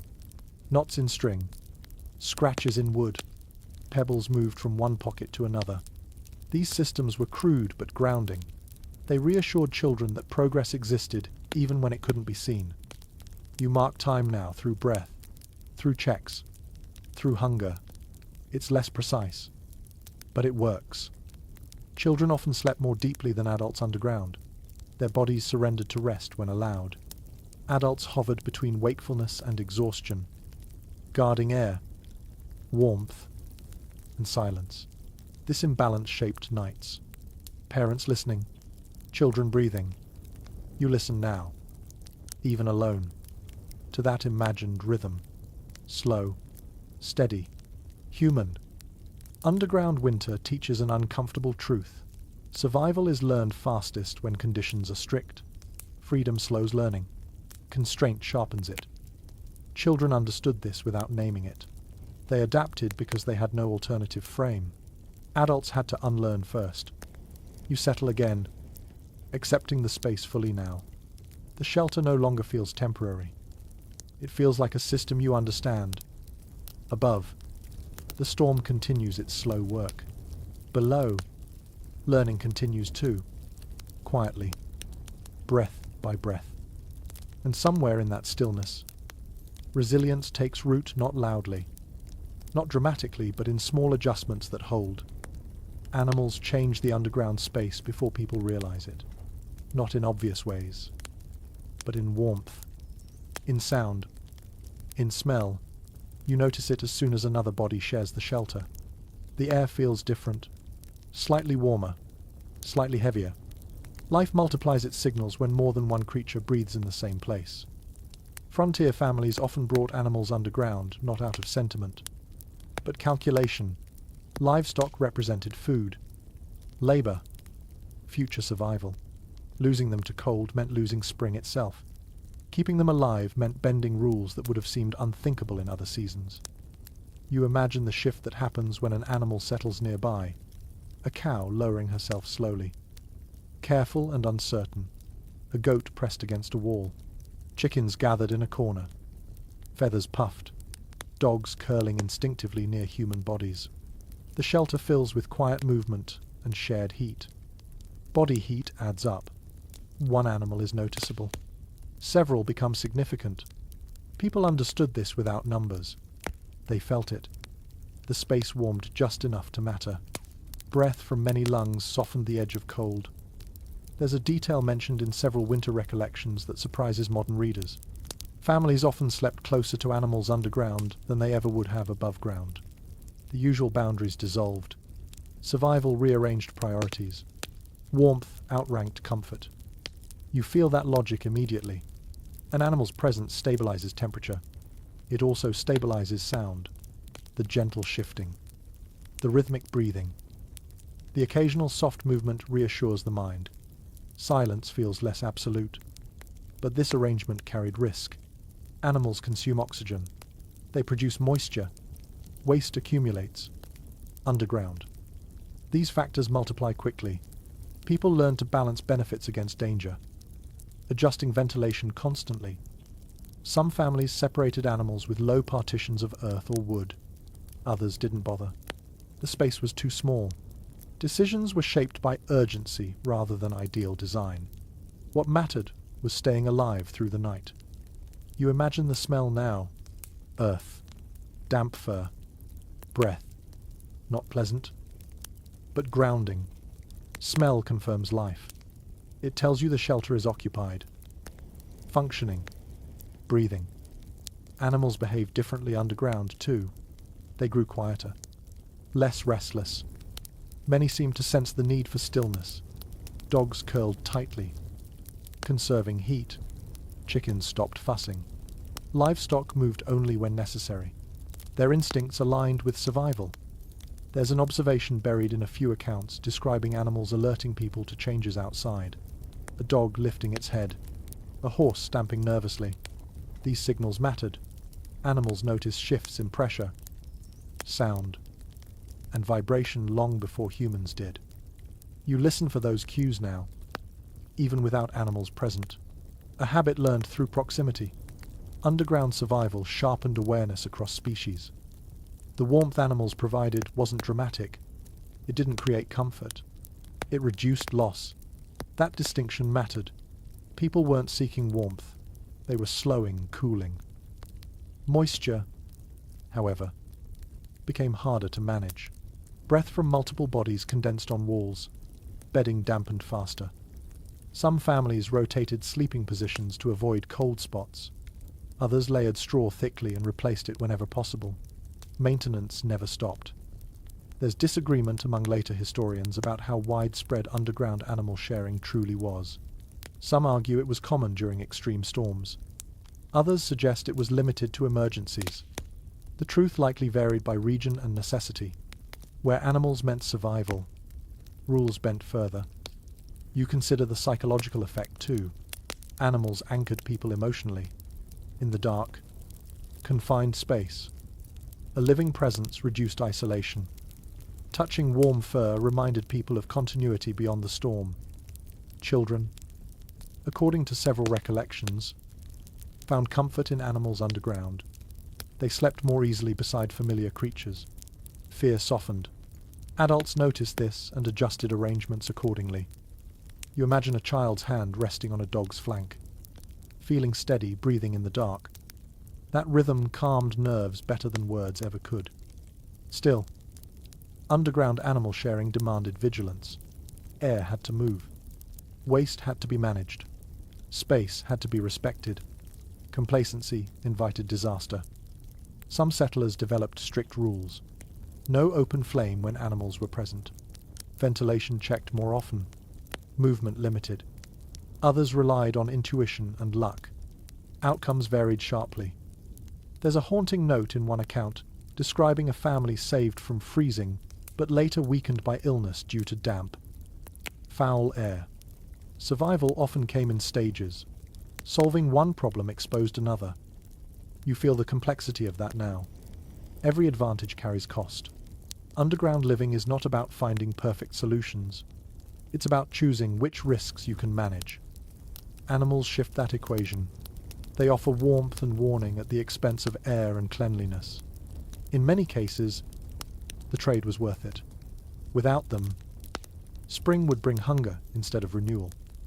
You adjust your position, imagining how you would arrange bodies if you had to, where heat overlaps, where air flows, where waste stays contained. Underground survival becomes a puzzle solved continuously. The storm above continues, indifferent to these calculations. Snow piles, wind scours, underground, life clusters together, sharing heat and risk. You realize that this shared survival blurs distinctions.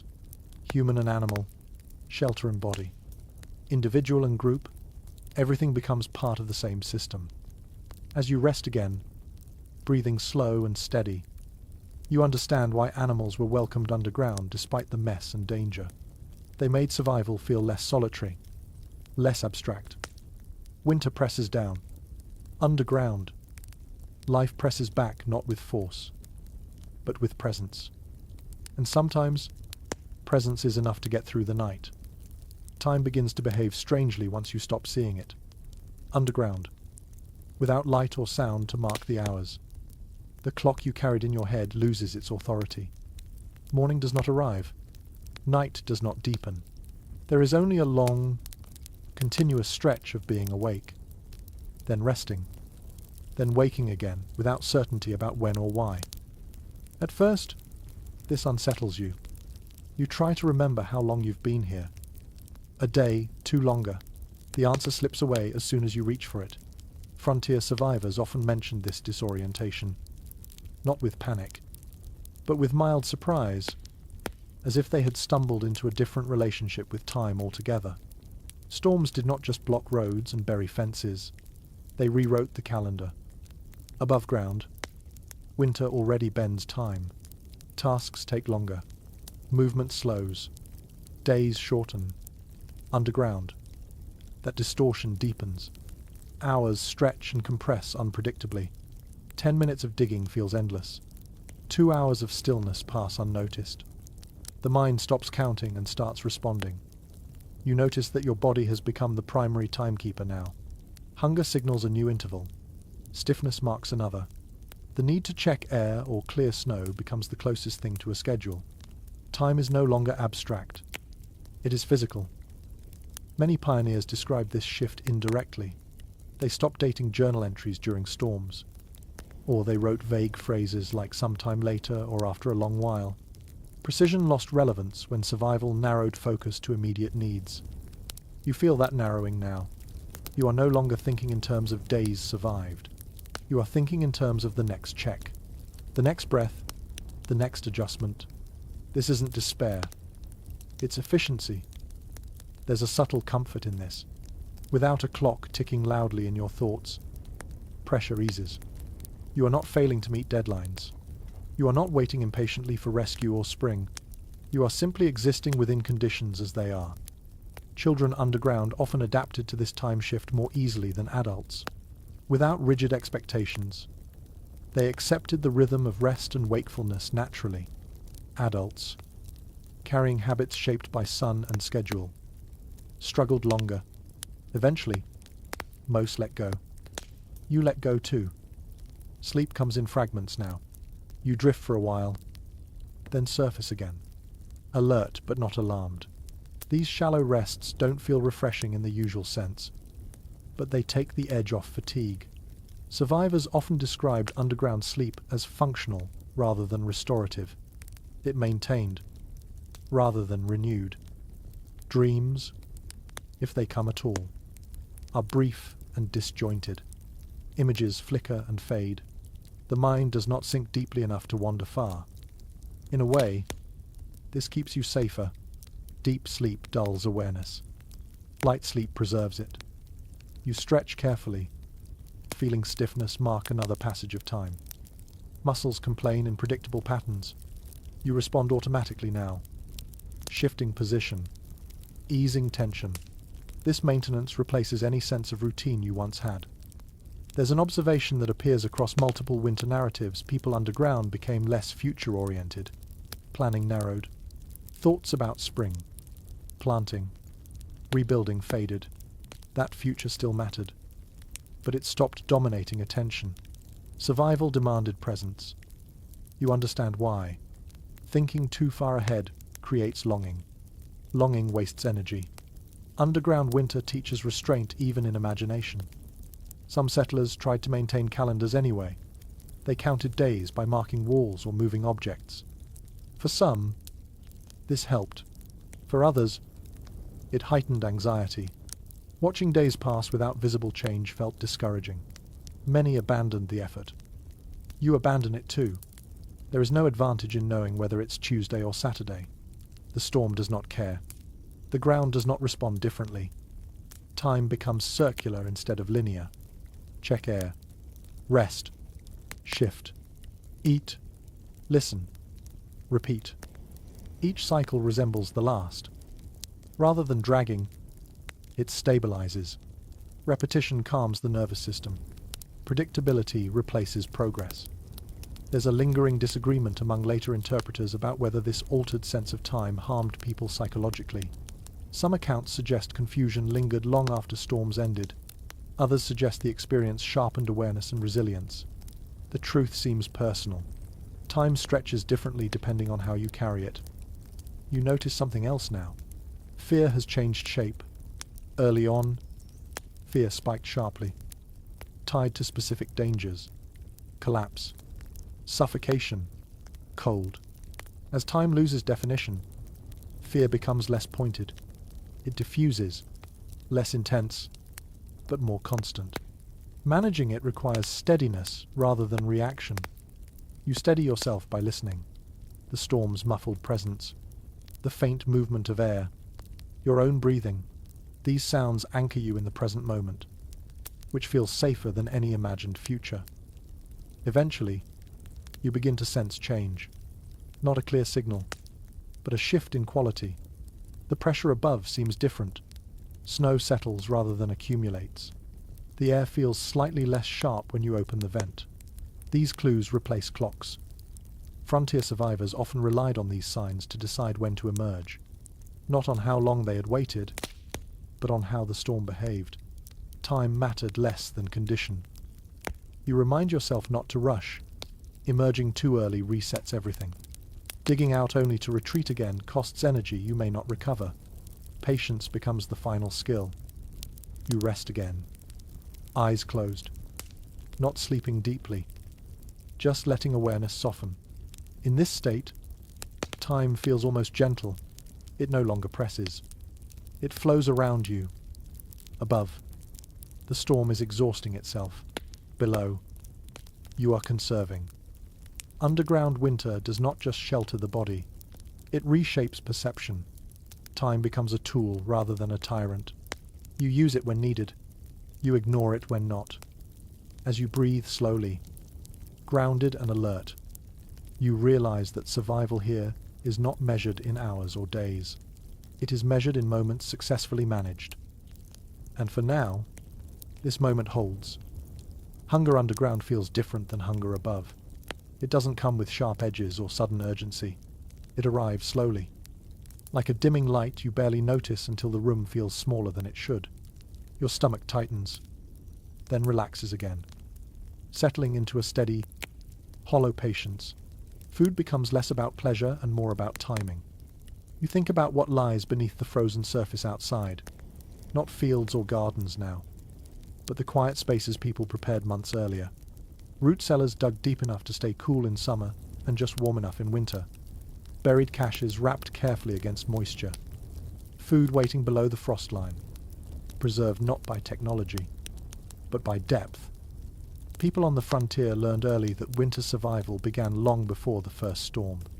Accounts from homesteads across the plains describe frantic digging in autumn, not for shelter, but for storage. Vegetables packed in sand, apples layered between straw, grain sealed in barrels and sunk into earth. The work was dull, repetitive, and absolutely necessary. Underground. Those preparations become lifelines. You imagine the mental map settlers carried through winter, not of roads or fences, but of buried abundance. 3 steps past the oak stump, beneath the north wall of the barn, at the bottom of the slope, where snow drifts deepest. These locations mattered more than any surface landmark once storms erased the land. Accessing them, however, was never guaranteed. Snow-buried entrances. Drifts hardened into walls. Digging down required energy you might not have. Many families rationed based not on appetite, but on the hope that supplies would remain reachable. You weigh your own food now with that same restraint. A bite saved is a decision delayed. Eating too much too soon risks weakness later. Eating too little risks poor judgment now. Balance matters more than fullness. There's a quiet pattern that shows up in winter journals. Meals grew smaller, but more deliberate. People chewed longer, ate slower. Savoring wasn't indulgence. It was pacing. Slowing consumption extended warmth and time. You do the same. Each mouthful feels heavier than it should. Not in your stomach, but in your thoughts. Calories feel precious because they are. Underground storage had its own risks. Moisture crept in. Rodents found gaps. Containers cracked under freeze and thaw. People checked their caches obsessively during early winter, then less often as storms intensified. Eventually, checking became too dangerous. Some families brought small portions underground in advance, storing them near sleeping areas. Others relied on brief forays between storms. There was no universal method. Circumstance dictated strategy. You picture a settler listening for a lull, pulling on frozen boots, digging through waist-high drifts to reach a cellar entrance. Hands numb, breath burning. The trip costing nearly as much energy as the food provided. Those calculations haunted winter nights. There's a curious detail mentioned in a few accounts describing how taste changed underground. Sweetness dulled. Salt stood out. Fat became deeply satisfying. These shifts weren't imagined. Cold alters perception. So does scarcity. You notice it now. Whatever you eat feels functional rather than flavorful. Your body responds before your mind does. Warmth spreads slightly. Muscles ease. Hunger recedes just enough to think clearly. Root cellars weren't just storage. They were symbols of foresight. People spoke of them with pride. Not because they were clever, but because they worked.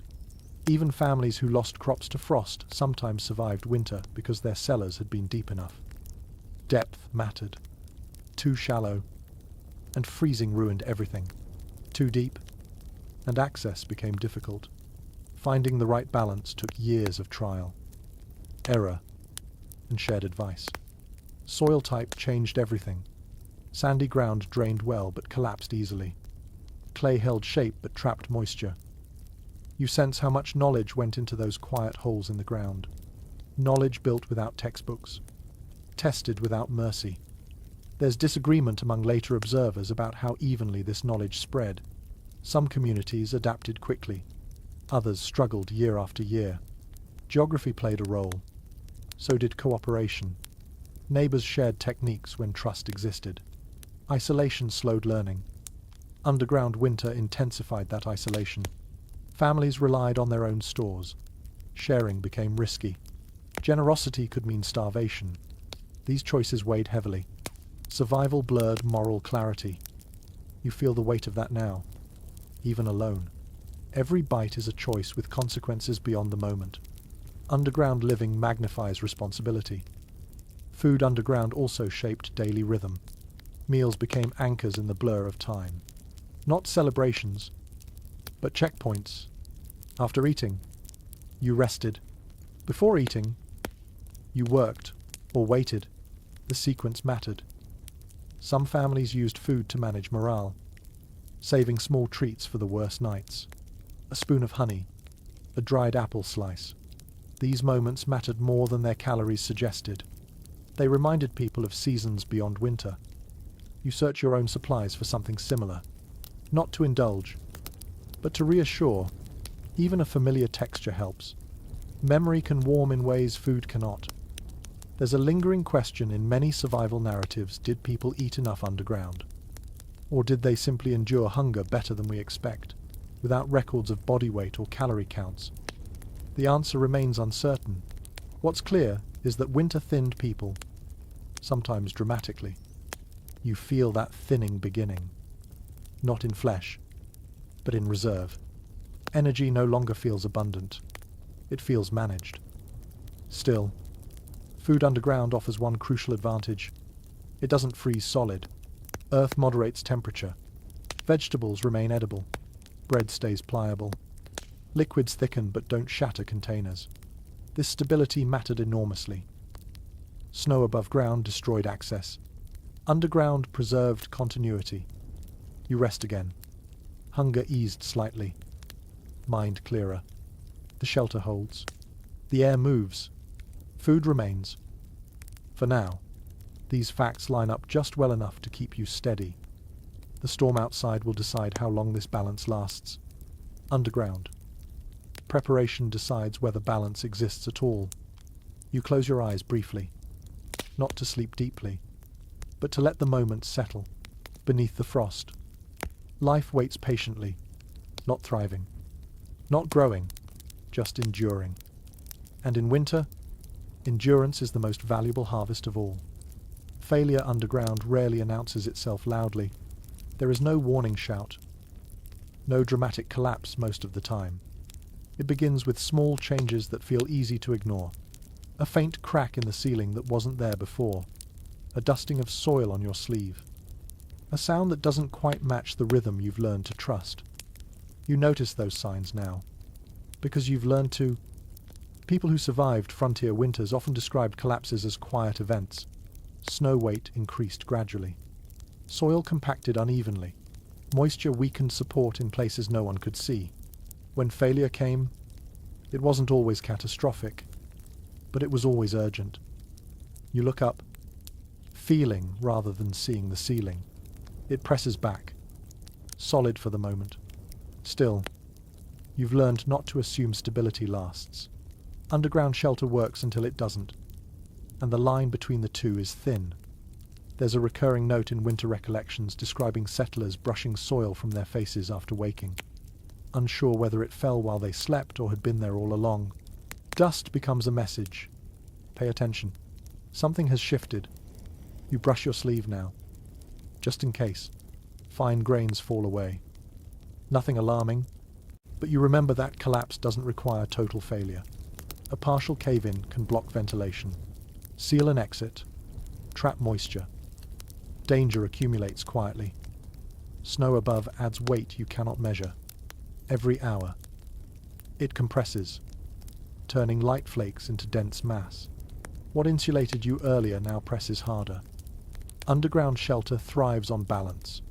Too little snow, and drafts cut in. Too much, and pressure builds. Some settlers tried to relieve this pressure by digging vents upward, allowing snow to settle into empty shafts rather than onto the ceiling. Others avoided disturbing the roof at all, fearing they'd weaken it further. Outcomes varied. Later accounts disagree on which method worked best. You sense that uncertainty now. Intervening could help. It could also hasten failure. Choosing when to act becomes as important as how. You test the walls gently. Pressing outward, they hold. Rounded shapes resist collapse better than straight ones. That instinctive shaping from earlier digging now proves its worth. Earth distributes pressure unevenly, and curves redirect it. There's a small but telling detail in one account describing a family smoothing their dugout walls obsessively during storms, believing rough surfaces invited collapse. Whether that belief was accurate or not, The practice likely helped by eliminating stress points. Intent sometimes becomes effect. You listen again. The ground speaks in subtle ways. A low settling sound. A faint sigh as snow compresses. These aren't threats yet. They're reminders. Collapse risk also shaped where people slept underground. Many avoided resting directly beneath the thickest part of the roof. They shifted toward edges, sacrificing warmth for safety. That trade was calculated, not fearful. You adjust your position now, angling slightly away from the center. The cold deepens by a fraction, but the sense of pressure eases. You accept the exchange. There's disagreement among later writers about how common underground collapses truly were. Some suggest they were rare, exaggerated by dramatic retellings. Others argue they were underreported, as many incidents left no survivors to record them. The truth likely sits in the quiet middle, shaped by what people remembered and what they chose to share. What's clear is that collapse was feared precisely because it was unpredictable. Wood creaks before breaking. Earth often does not. You recall earlier lessons. Stillness matters. Excess movement loosens soil. Digging near the ceiling weakens support. Even shifting weight carelessly can destabilize fragile sections. Underground survival demands restraint. You rest again, but lightly. Awareness hums beneath fatigue. You're not tense, just attentive. Ventilation becomes more critical now. A partial collapse could seal the opening without you noticing immediately. You check it often, clearing snow gently, making sure air still moves. This routine steadies nerves and preserves safety. There's an odd comfort in repetition here. Action replaces worry. Checking becomes habit. Habit becomes reassurance. You imagine how terrifying collapse must have felt to those caught unaware. Sudden darkness deeper than before. Air thick with dust. Silence broken only by breathing that suddenly feels too loud. Many accounts stop abruptly around such moments, leaving outcomes unclear. You don't dwell on that. Dwelling wastes energy. You focus on what you can control. Some settlers reinforced their shelters mid-storm, packing additional soil against weak spots or adding improvised supports. Others avoided changes entirely, trusting existing structure. Both approaches appear in records, sometimes within the same family at different times. Experience shifted decisions. You consider reinforcing now. The thought passes. Conditions feel stable enough. Intervening might introduce new risks. You decide to wait, but remain ready. This balancing act defines underground winter life. Constant assessment. Minimal action. Rapid response if needed. You realize that collapse fear doesn't dominate your thoughts anymore. It has integrated into awareness, like cold or hunger. It informs behavior without overwhelming it. That integration marks adaptation. As hours pass, the ground settles further. Sounds soften again. Pressure equalizes.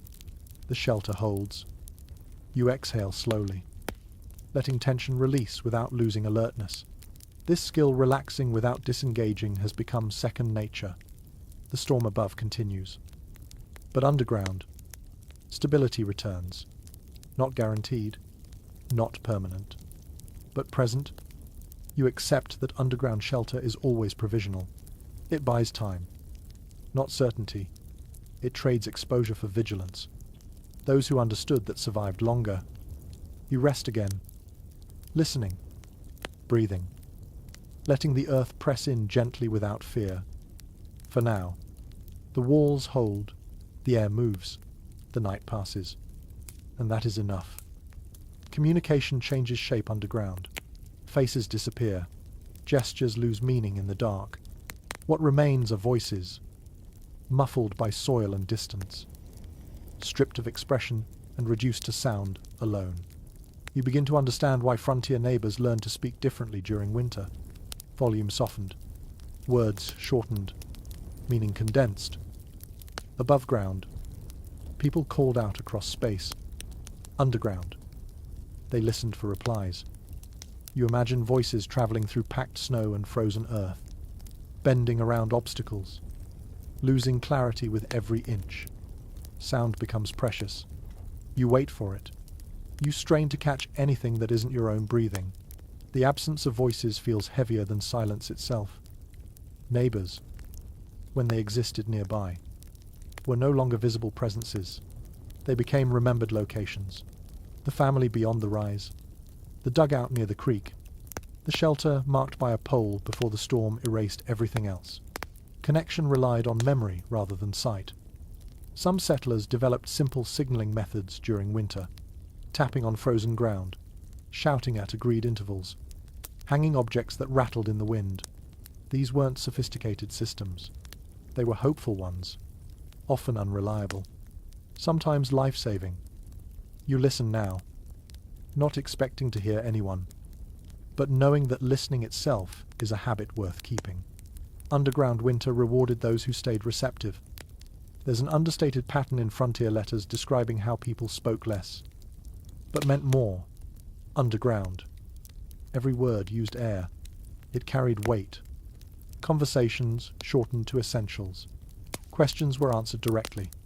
Silence filled the gaps without apology. You find yourself speaking only when necessary now.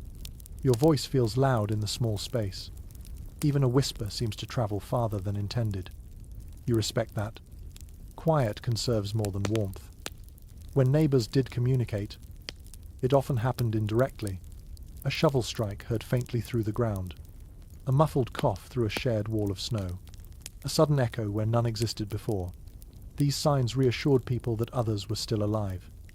You imagine that relief, not seeing another person, but knowing they exist nearby.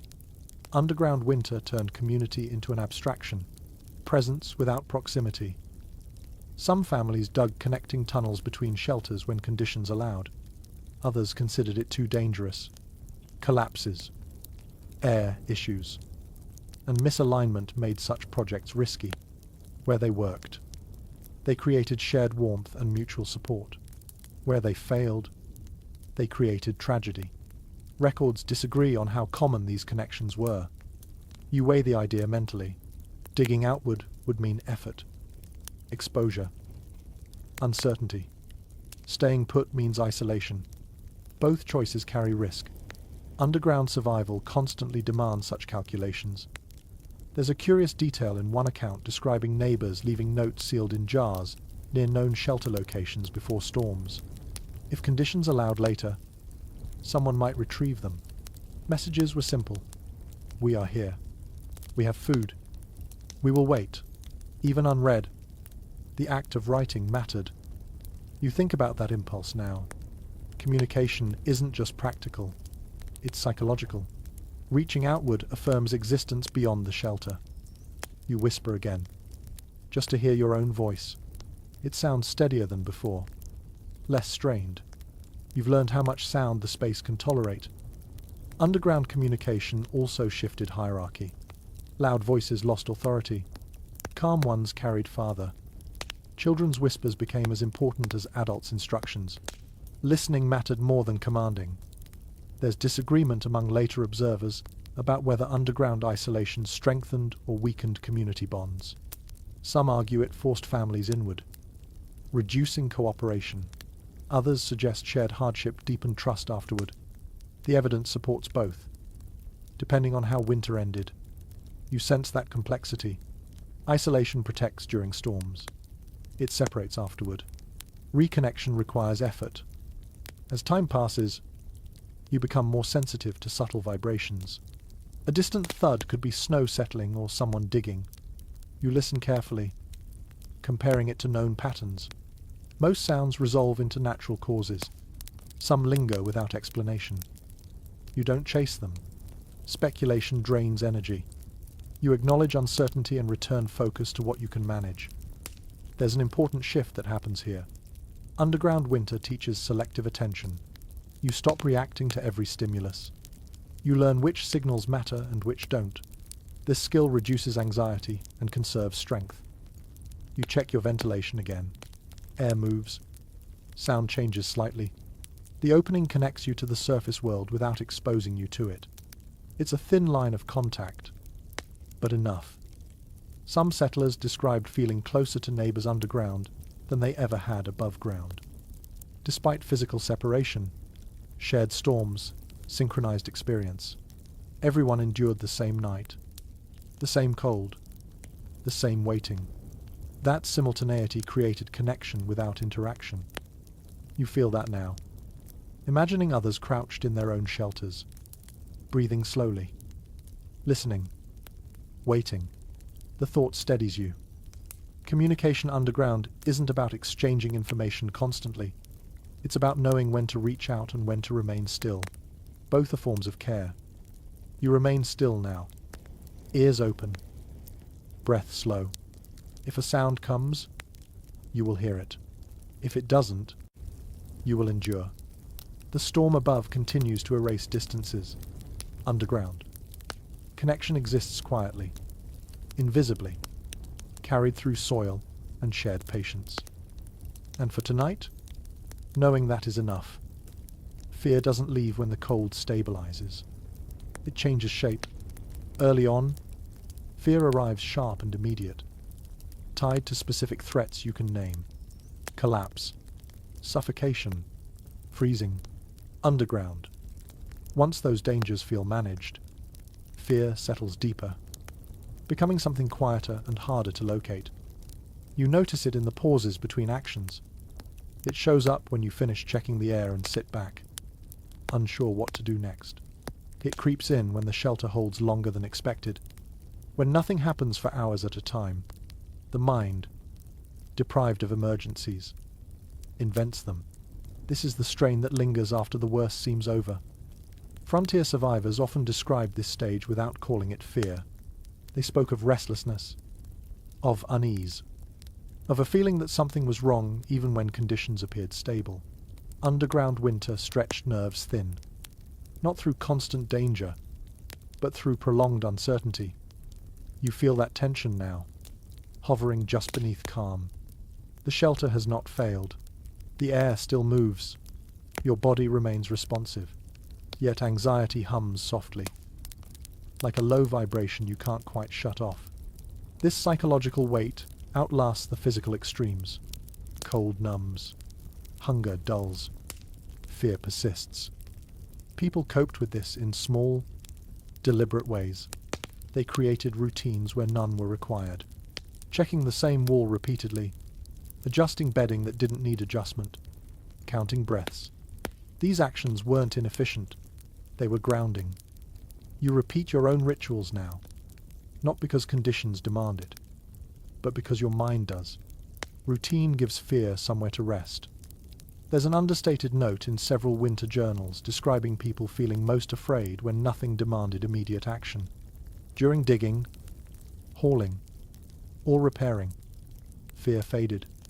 Activity focused attention. Stillness let worry expand. Underground living forced stillness.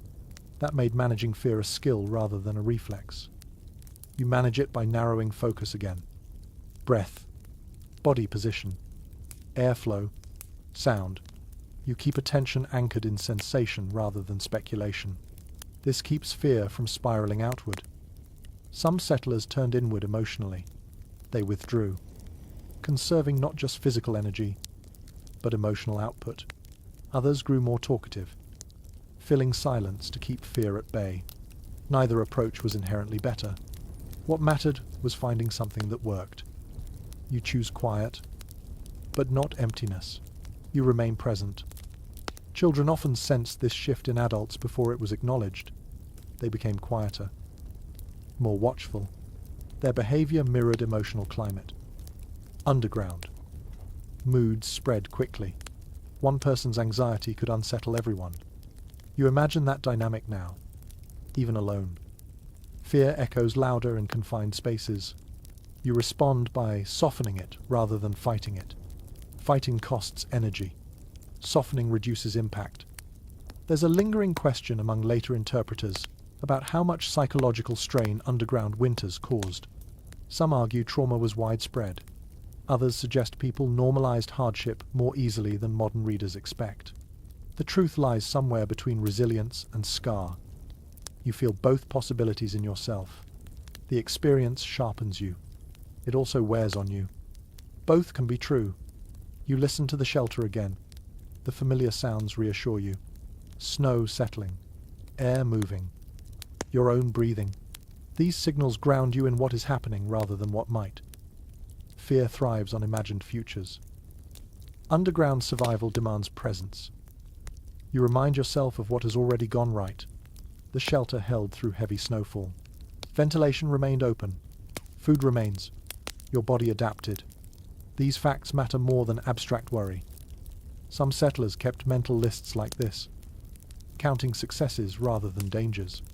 It wasn't optimism. It was accounting. Survival required recognizing stability when it existed. You do the same now, quietly, methodically. Fear also interacts with exhaustion. As energy drops, anxiety can spike or flatten entirely. Underground. Both responses appeared. Some people grew hyper-alert, unable to rest. Others slipped into numbness. Neither extreme was ideal. You aim for the middle ground, alert enough to respond, relaxed enough to rest. This balance is fragile. You adjust it continuously. There's an odd comfort in knowing that fear itself is a sign of life. It means awareness persists. Indifference would be worse. Fear can be managed. Apathy cannot. You allow yourself to feel it briefly. Then let it pass. Acknowledge. Release. Return to sensation. As hours pass, fear loses intensity. It becomes background noise rather than foreground threat. This doesn't mean danger is gone. It means you've integrated uncertainty into your awareness. Frontier survivors often describe this moment as a turning point. Once fear settled into something manageable, endurance improved, panic drained energy. Managed fear conserved it. You rest again. Not deeply, but with intention. Muscles loosen slightly. Breathing remains steady. You remain alert without strain. Above, the storm continues, but its grip is weakening. Underground, fear senses this before logic does. Anxiety softens when pressure eases, even subtly. You notice the shift without celebration. Underground survival teaches you not to trust sudden relief. You wait for confirmation through sound, air, and temperature. Still, the shelter feels calmer. The ground presses evenly. No new cracks, no new sounds. Fear recedes another step. You remain where you are, breathing slowly, allowing calm to spread without forcing it. The night is not over yet, but it no longer feels endless. Fear has not disappeared. It has learned to coexist. And that, in winter, is progress. The first hint that the storm is loosening its grip doesn't arrive with light or warmth. It comes as disbelief. You wake from a shallow rest and realize nothing urgent is demanding your attention. No new sounds. No shifting pressure. No creeping cold that requires immediate correction. The shelter feels stable. Too stable. Almost. You wait for the catch. Frontier survivors often describe this moment with suspicion rather than relief. After days of vigilance, calm feels untrustworthy. You've learned not to equate quiet with safety. Still, the absence of new threats registers somewhere deep, like a muscle relaxing without permission. You test the air opening again. Cold slides in, but not sharply. The air feels lighter, less aggressive. You inhale carefully, then exhale. Breath doesn't hang as heavily as before. That matters. You listen. Snow still settles, but the rhythm has changed. Instead of constant accumulation, you hear compression. The storm is no longer adding weight. It's rearranging what's already there. That distinction signals a shift. People who lived through repeated winters learn to recognize these subtle transitions.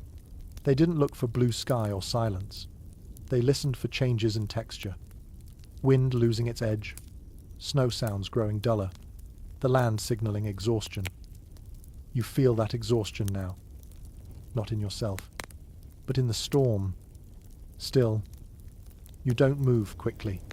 Emerging too soon carries its own risks. Fresh drifts conceal hazards. Roofs may still be unstable. Paths remain erased. Many accounts describe settlers stepping out prematurely, only to retreat again when conditions proved harsher than expected. You sit with the uncertainty, letting it settle. Your body feels different now, less tense. Muscles still ache, but the ache feels familiar rather than alarming. Hunger is present but not sharp. Cold is noticeable but manageable. These internal signals align with the external ones. Everything points toward easing, but nothing confirms it completely. You remember stories of people waiting an extra day underground, even when storms seemed finished. Caution extended survival more reliably than optimism. Winter punished haste. You adjust your position slightly, preparing rather than acting. Boots within reach, tools close, clothing layered but not yet worn. Preparation without commitment. There's a faint sound now that you haven't heard in a while. Wind moving higher above, rather than directly overhead. This suggests open space returning to the surface. Drifts settling into final shapes. The storm releasing its hold. You place your hand against the earth again. The temperature feels marginally different. Not warmer exactly, but less draining. The ground has stopped stealing heat as aggressively. This change is subtle, but you trust it. The ground has been honest with you so far. Frontier journals often mention this stage as the most mentally taxing. Waiting after danger seems past requires discipline. Fear no longer sharpens focus. Fatigue tempts action. People wanted the ordeal to be over. Winter rarely obliged on demand. You stay where you are. Minutes pass. Maybe hours. Time remains indistinct. But patience feels easier now. You're no longer bracing against constant threat. You're observing. Finally, you decide to test the surface gently. Not to emerge, but to probe. You push upward near the opening, clearing snow slowly, listening carefully for shifts. The resistance feels different, lighter. Snow breaks apart instead of compressing further. Air rushes in more freely now. It smells different, cleaner. The sharp metallic edge has softened. This confirms what sound and pressure already suggested. The storm is ending, or at least pausing long enough to matter. You don't climb out yet. Instead, you widen the opening slightly, enough to let more air circulate without exposing yourself fully. This cautious step mirrors advice passed quietly among settlers. Let the world come back to you before you return to it. You sit back and wait again. As you wait, you notice how your thoughts begin to drift outward for the first time in days. You think about the surface, about snowdrifts sculpted into unfamiliar shapes, about buried fences and lost paths, about the work ahead. That work feels daunting, but not overwhelming. Underground winter has narrowed your focus so thoroughly that large tasks feel distant, manageable later. Right now, safety matters more than productivity. Eventually, you feel ready to move, not eager, just ready. You pull on outer layers slowly, checking fit and feel. Limbs respond well enough. Stiff, but functional. You flex fingers, toes. Everything answers. You clear more snow from the opening. Careful not to dislodge the roof. Light filters in faintly, diffused by snow. It's not bright, but it's different. Your eyes adjust slowly, blinking against the change. You pause again. Letting light in too quickly can disorient. Underground living has recalibrated your senses. You respect that. There's a moment here that many survivors described with conflicting emotions. Relief mixes with reluctance. The shelter kept you alive. Leaving it feels risky, even though you know you must. The earth feels safer than the open world for a moment longer. You acknowledge that feeling without judgment. Then, carefully, you prepare to emerge. You don't stand upright immediately. You rise slowly, testing balance. Snow presses back, then gives way. Cold air touches your face. Sharper than inside, but not hostile. You stop halfway, letting your body adjust. This incremental return reduces shock. Survivors learn to respect transition as much as survival itself. You listen one last time from within. The shelter is quiet, stable. It did its job. Soon, you will step fully back into the world reshaped by the storm. But not yet. For now, you remain between ground and sky, breathing, steady, letting the moment settle. The worst has passed. You know that not because everything is safe, but because everything is manageable again. And after a winter like this, manageable feels like a gift. When you finally step out, the world feels unfamiliar in a way that is hard to describe. It isn't just the snow, it's the scale. Everything looks flatter, quieter, and strangely simplified, as if the storm has erased unnecessary details and left only essentials behind. The land feels paused, caught between what it was and what it will become next. You stand still longer than you need to. Many people who survived long winters underground wrote about this hesitation. They described emerging slowly, not from weakness, but from caution. The surface had become unpredictable. Familiar landmarks were gone, paths erased, distances distorted by snow and glare. Rushing back into that world invited mistakes. You let your eyes adjust. Light feels harsh at first, bouncing off white surfaces in every direction. Your pupils struggle to find edges. You squint, turning your head slightly, using peripheral vision instead of staring directly. This adaptation happens instinctively. Underground living has taught you to respect sensory transition. The silence surprises you most. Storm noise has vanished, but sound has not returned yet. Snow absorbs everything. Even your own footsteps land softly. Almost apologetically, the world feels hushed. Not calm, but waiting. Frontier survivors often noted this quiet as unsettling. After days of constant wind and pressure, stillness felt unnatural. Some mistook it for danger. Others felt an unexpected peace. Both reactions appear again and again in winter accounts. You breathe deeply. The air is cold, but clean. It fills your lungs fully, without resistance. This simple act feels luxurious after rationed breathing underground. Still, you take it slowly. Sudden exertion now could undo days of careful conservation. You look back at the opening behind you. The shelter blends into the landscape almost immediately. Without knowing where to look, it would be invisible. This invisibility protected you during the storm. Now it reminds you how easily people vanished in winter. You mark the spot carefully. A branch. A tool. Something upright that breaks the snow's smooth surface. This habit appears often in survivor recollections. Leaving shelters unmarked led to tragedy more than once. As you scan the horizon, you notice changes everywhere. Drifts where none existed. Depressions where snow collapsed inward. Fences buried to their rails. Trees bent into unfamiliar shapes. The storm has edited the land ruthlessly. You take your first steps cautiously. Balance feels different. Snow conceals uneven ground. What looks solid may collapse. You test each step before committing weight. This careful movement contrasts sharply with the freedom you remember from before winter. That freedom feels distant now. People who lived through these conditions often spoke of relearning how to walk afterward. Muscles stiffened, joints protested, balance shifted. Underground survival preserved life, but it demanded a period of reacclimation. You stretch gently, feeling stiffness release in small increments. You do not rush. You have learned the cost of haste. There's a curious note in one winter journal describing a man who laughed out loud upon emerging. Not from joy, but from disbelief. The world looked too large after days underground, too exposed. The sky felt heavy again. You feel that weight now.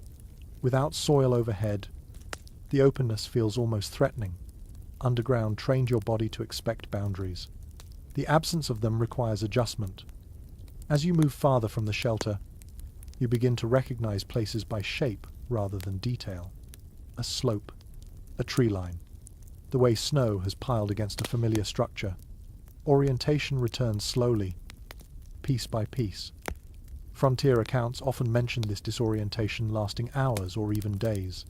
People misjudged distances, walked past familiar landmarks, got lost within sight of home. Snow flattened reference points mercilessly. You pause often, checking direction, listening for sound.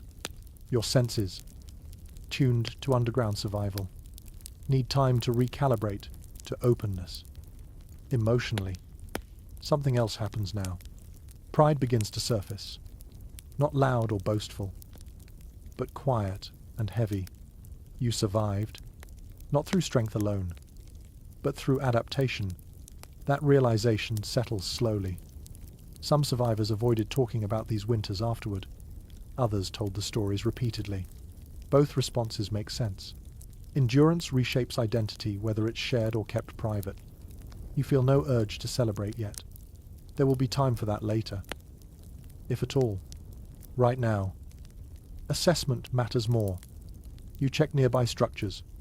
Rooflines barely visible, doors sealed, smoke absent. You wonder who else made it through. Still underground or emerging cautiously like you. Community reconnects slowly after storms like this. People often called out, listening for replies, not shouting, just gentle calls, conserving energy and air. You do the same. Your voice sounding strange in the open air after days of muffled sound.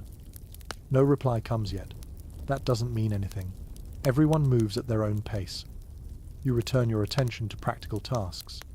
Clearing entrances, checking animals, accessing stored food. Underground survival ends gradually, replaced by surface survival. Different rules, different risks. The storm may be over, but winter is not. Cold still lingers. Resources remain limited. The lessons you learn below ground don't vanish when you emerge. They inform everything that comes next. You glance once more at the shelter. Half hidden now. It feels oddly personal. A place that held you when nothing else could. You won't forget it. As you move forward into the reshaped landscape, you carry something intangible with you. A quieter confidence, a deeper patience, an understanding that survival often happens out of sight, beneath the surface, away from stories and witnesses.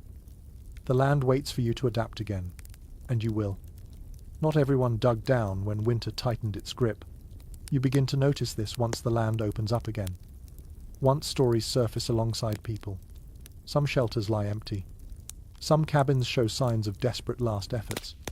Others appear untouched, as if their occupants never truly believed the storm would last this long.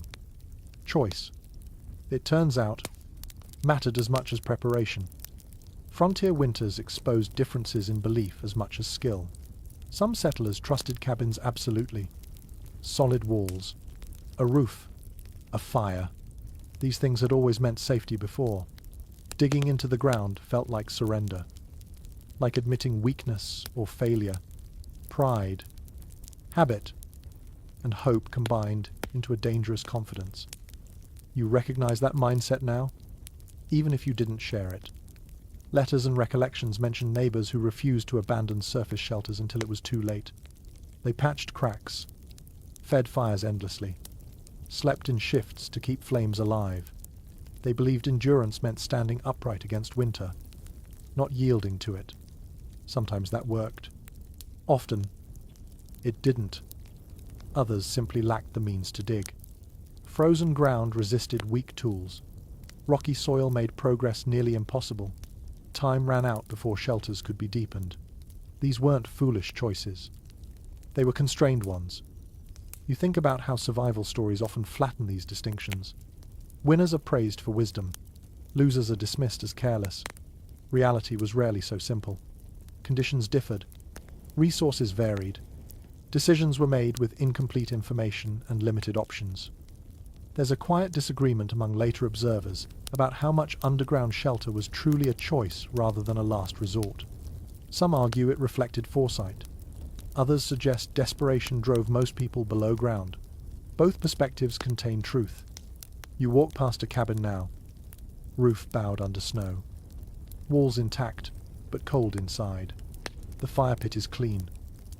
Unused for days. Someone left in a hurry or not at all. The door stands open, filled with drifted snow. The scene doesn't accuse. It simply exists. Some families chose to move rather than dig. They followed rivers, sought lower ground, headed toward known settlements. Mobility worked in mild winters. In severe ones, it proved deadly. Snow erased paths. Wind erased direction. Distance became a trap. Underground shelter favored those willing to stay put. That stillness felt counterintuitive to people used to solving problems through movement. Digging required commitment to place. Once you went down, leaving became difficult. You remember how reluctant you felt to trust the ground at first, how unnatural it seemed to disappear beneath the surface. That hesitation appears often in early accounts. Going underground violated expectations about progress and civilization. It felt primitive in a world trying to move forward. Yet winter stripped those ideas away. Survival did not care about progress. It cared about physics. Some settlers rejected underground living because of fear rather than pride. Claustrophobia, darkness, the thought of collapse. These fears weren't irrational. Underground shelter carried real risks. Choosing it meant accepting those risks consciously. Others avoided digging because of superstition. The ground was associated with death, burial, the unknown. Hiding underground blurred uncomfortable boundaries. These beliefs mattered more in some communities than others, shaping decisions as much as climate. You realize now how much culture influences survival choices. Techniques don't exist in isolation. They're filtered through belief, memory, and identity. There's a small but telling note in one account describing a man who dug an underground shelter for his family but refused to sleep in it himself. He stayed above, tending the fire, convinced his role demanded it. He survived. Barely. His family credited the shelter. He credited duty. Both narratives persisted. Who was right? The question lingers without resolution. You think about how underground survival rarely looked heroic. It involved hiding, waiting, yielding ground. These actions clash with frontier myths built around endurance, conquest, and visible struggle. Stories favored those who stood tall in storms, not those who disappeared beneath them. That mismatch shaped memory. Underground living was underreported not because it was rare, but because it didn't fit the image people wanted to preserve. Survival that required humility didn't translate easily into legend. You feel that tension now, standing above ground again. It would be easier to frame your survival as toughness rather than adaptability. But you know the truth. The ground did most of the work. You listened. Some settlers learned this lesson only after loss. They dug cellars deeper the following year. They built half-buried homes. They prepared earlier. Winter educated brutally but effectively. Others never adjusted. They left, abandoned claims, returned east. Winter acted as a filter, shaping settlement patterns more powerfully than any policy. You look across the landscape and see evidence of those decisions. Some places repopulated quickly. Others remained empty scars. Underground shelter influenced not just individual survival, but the future of entire communities. There's disagreement among historians about whether widespread underground living slowed development or enabled it by keeping people alive long enough to rebuild. The answer depends on where you stand. Progress requires survivors. Survivors require compromise. You recognize now that underground shelter wasn't a step backward. It was a pause, a holding pattern that preserved possibility. Those who rejected it weren't always wrong. Sometimes conditions didn't demand it.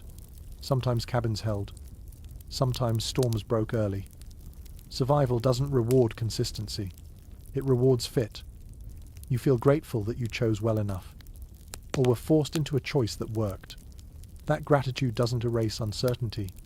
It deepens respect for how narrow the margin was. As you continue moving through the aftermath, you carry these observations quietly, not as judgment, but as understanding. Winter exposed limits. Underground shelter revealed flexibility.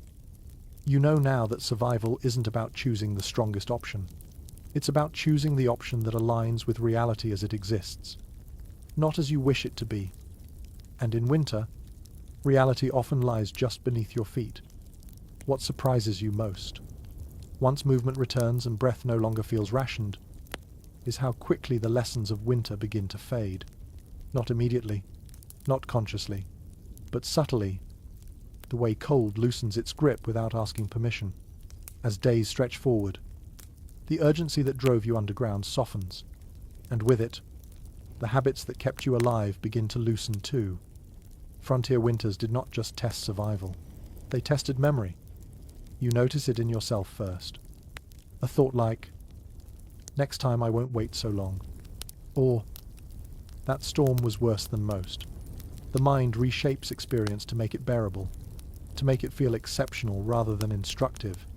This is how hard-earned knowledge slips through fingers once warmth returns. Surviving accounts from the frontier hint at this forgetting. Dugouts filled in, cellars left shallow, emergency pits collapsed intentionally or neglected. People wanted the ground to release them, not remind them. Underground living felt temporary, even when it had been essential. You walk past an old shelter now, partially caved in, already blending back into the land. No marker, no memory attached, just a depression in the snow that will vanish by spring. Someone survived here once. Someone learned something, and then moved on. This pattern repeats across regions and decades. Underground shelter appears in times of crisis, then disappears during recovery. It is built quickly, abandoned eagerly.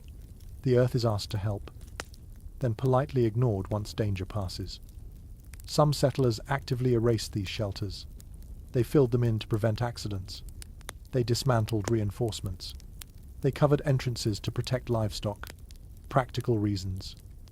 Yes, but also symbolic ones. Filling the hole meant closing the chapter. You understand the urge. Living underground challenged identity. It contradicted ideas of progress and permanence. People wanted homes that stood above ground, visible and proud. Burrowing did not fit the narrative of settling a land. There's a recurring tension in post-winter accounts between gratitude and embarrassment. Writers thanked the shelter quietly, then spoke loudly about rebuilding cabins. Survival was acknowledged, but adaptation was downplayed. You feel that tension now. Part of you wants to move forward quickly, to focus on clearing paths, repairing roofs, restoring normalcy. Another part wants to remember every detail of what kept you alive. Memory, it turns out, is also a survival skill. Some communities tried to institutionalize these lessons. They dug deeper cellars, built earth-sheltered homes, planned for worst-case winters. These places fared better when storms returned. Others reverted to old habits, trusting that last winter had been an anomaly. Winter does not reward that assumption. There's disagreement among later observers about why these lessons faded so quickly. Some argue human optimism overrides caution. Others suggest economic pressure pushed people to prioritize visible progress over hidden preparedness. Both forces played a role.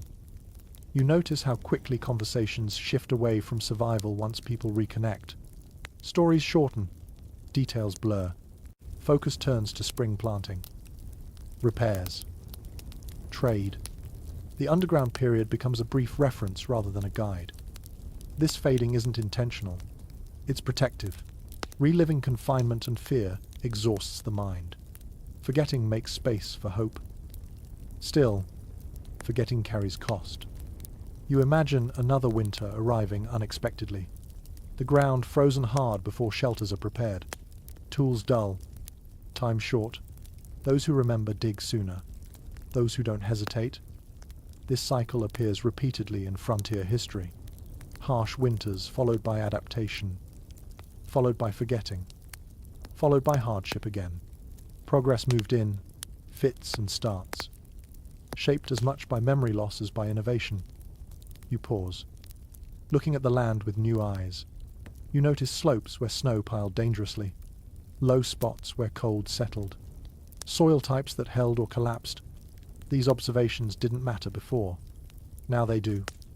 You know that when next winter comes, you will see the ground differently. You won't wait for desperation to push you underground. You'll plan for it as an option, not a failure. Some settlers reached this conclusion too. They integrated underground space into daily life, rather than emergency response.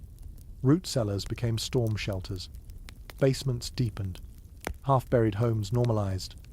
These designs quietly carried winter wisdom forward. Others resisted. They rebuilt taller cabins, larger windows, thinner walls. Summer optimism shaped architecture as much as winter experience. The land rewarded some choices and punished others. You realize that forgetting is selective. People remember what fits their hopes. They forget what threatens comfort. Underground survival threatened more than physical ease. It threatened identity. But identity, like shelter, must sometimes bend.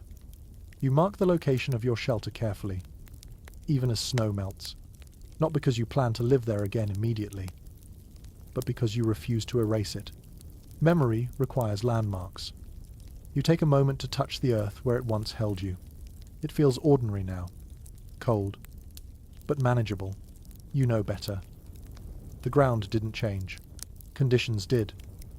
As you move forward, rebuilding, reconnecting, restoring, you carry something invisible with you. Not fear, not pride, but awareness, a quiet knowledge of where safety truly lies when the surface world becomes hostile. History often remembers triumphs built above ground, but survival, more often than not, happens beneath notice. And if winter returns with the same ferocity, you already know where to go. Even now, long after the snow has softened and paths have reappeared, the ground continues to teach quietly, without insisting that you listen.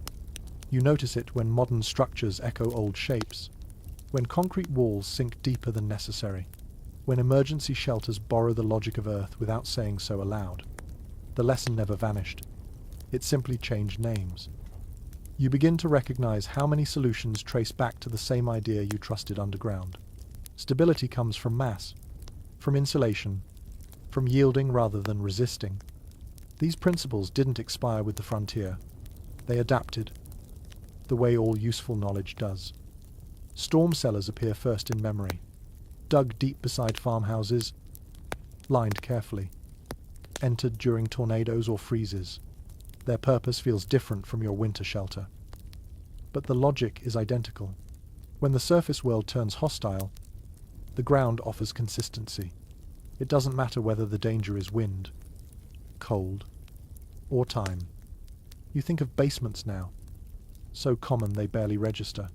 Below frost lines, protected from extremes, used for storage, shelter, sometimes living space. Their origins are practical, not aesthetic. They exist because someone, somewhere, learned the hard way that depth matters. Modern emergency bunkers carry this logic further, reinforced, sealed, equipped with air systems. Technology layers complexity onto a simple truth discovered generations ago. Earth moderates chaos. You smile slightly at that realization. The ground doesn't care how advanced you think you are.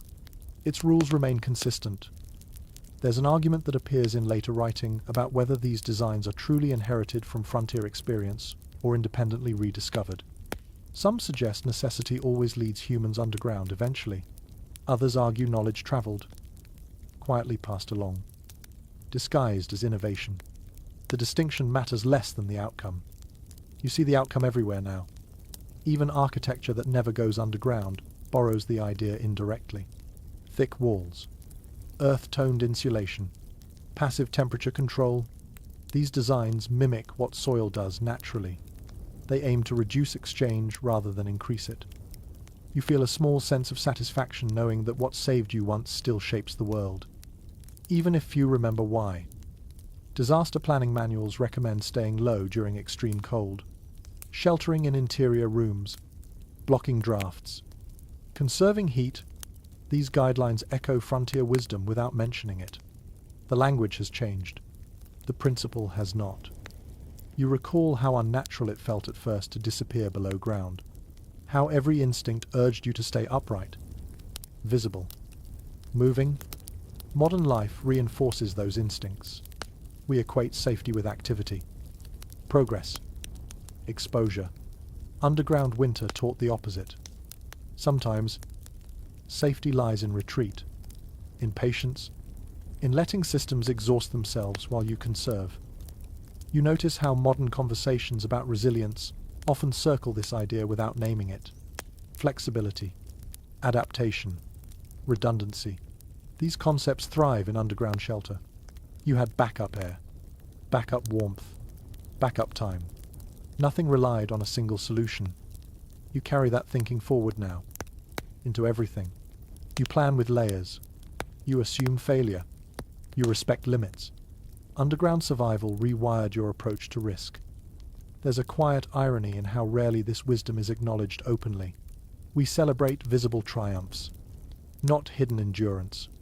We build monuments above ground, not markers for shelters that saved lives.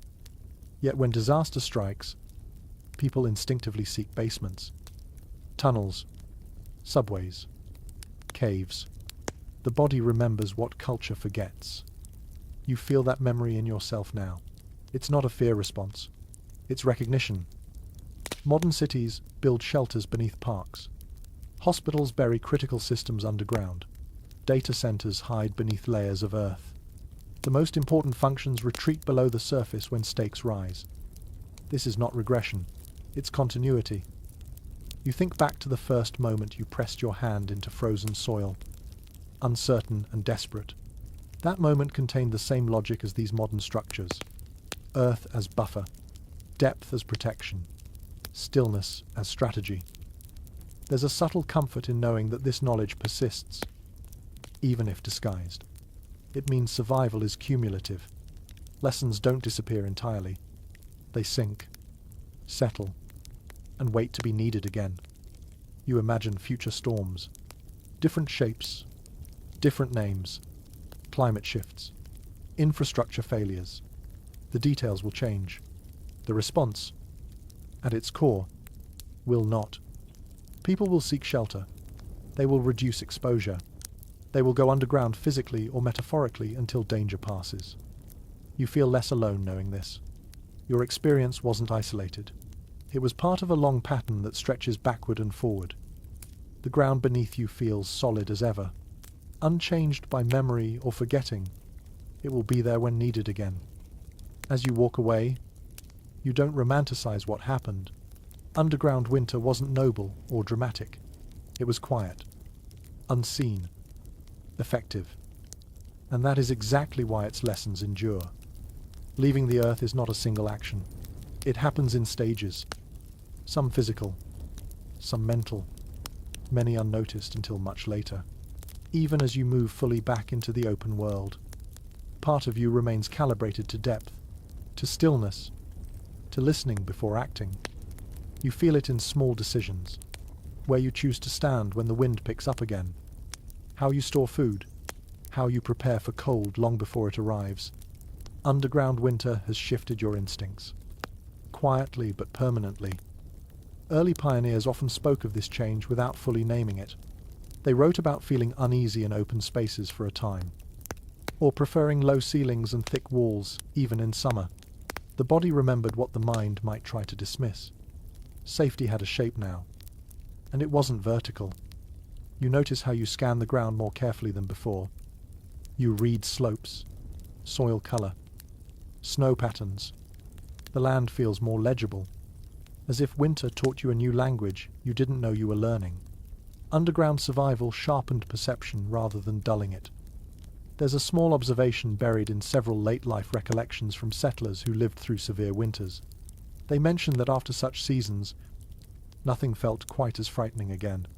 Not because danger vanished, but because they understood how much could be endured quietly, without witnesses or drama.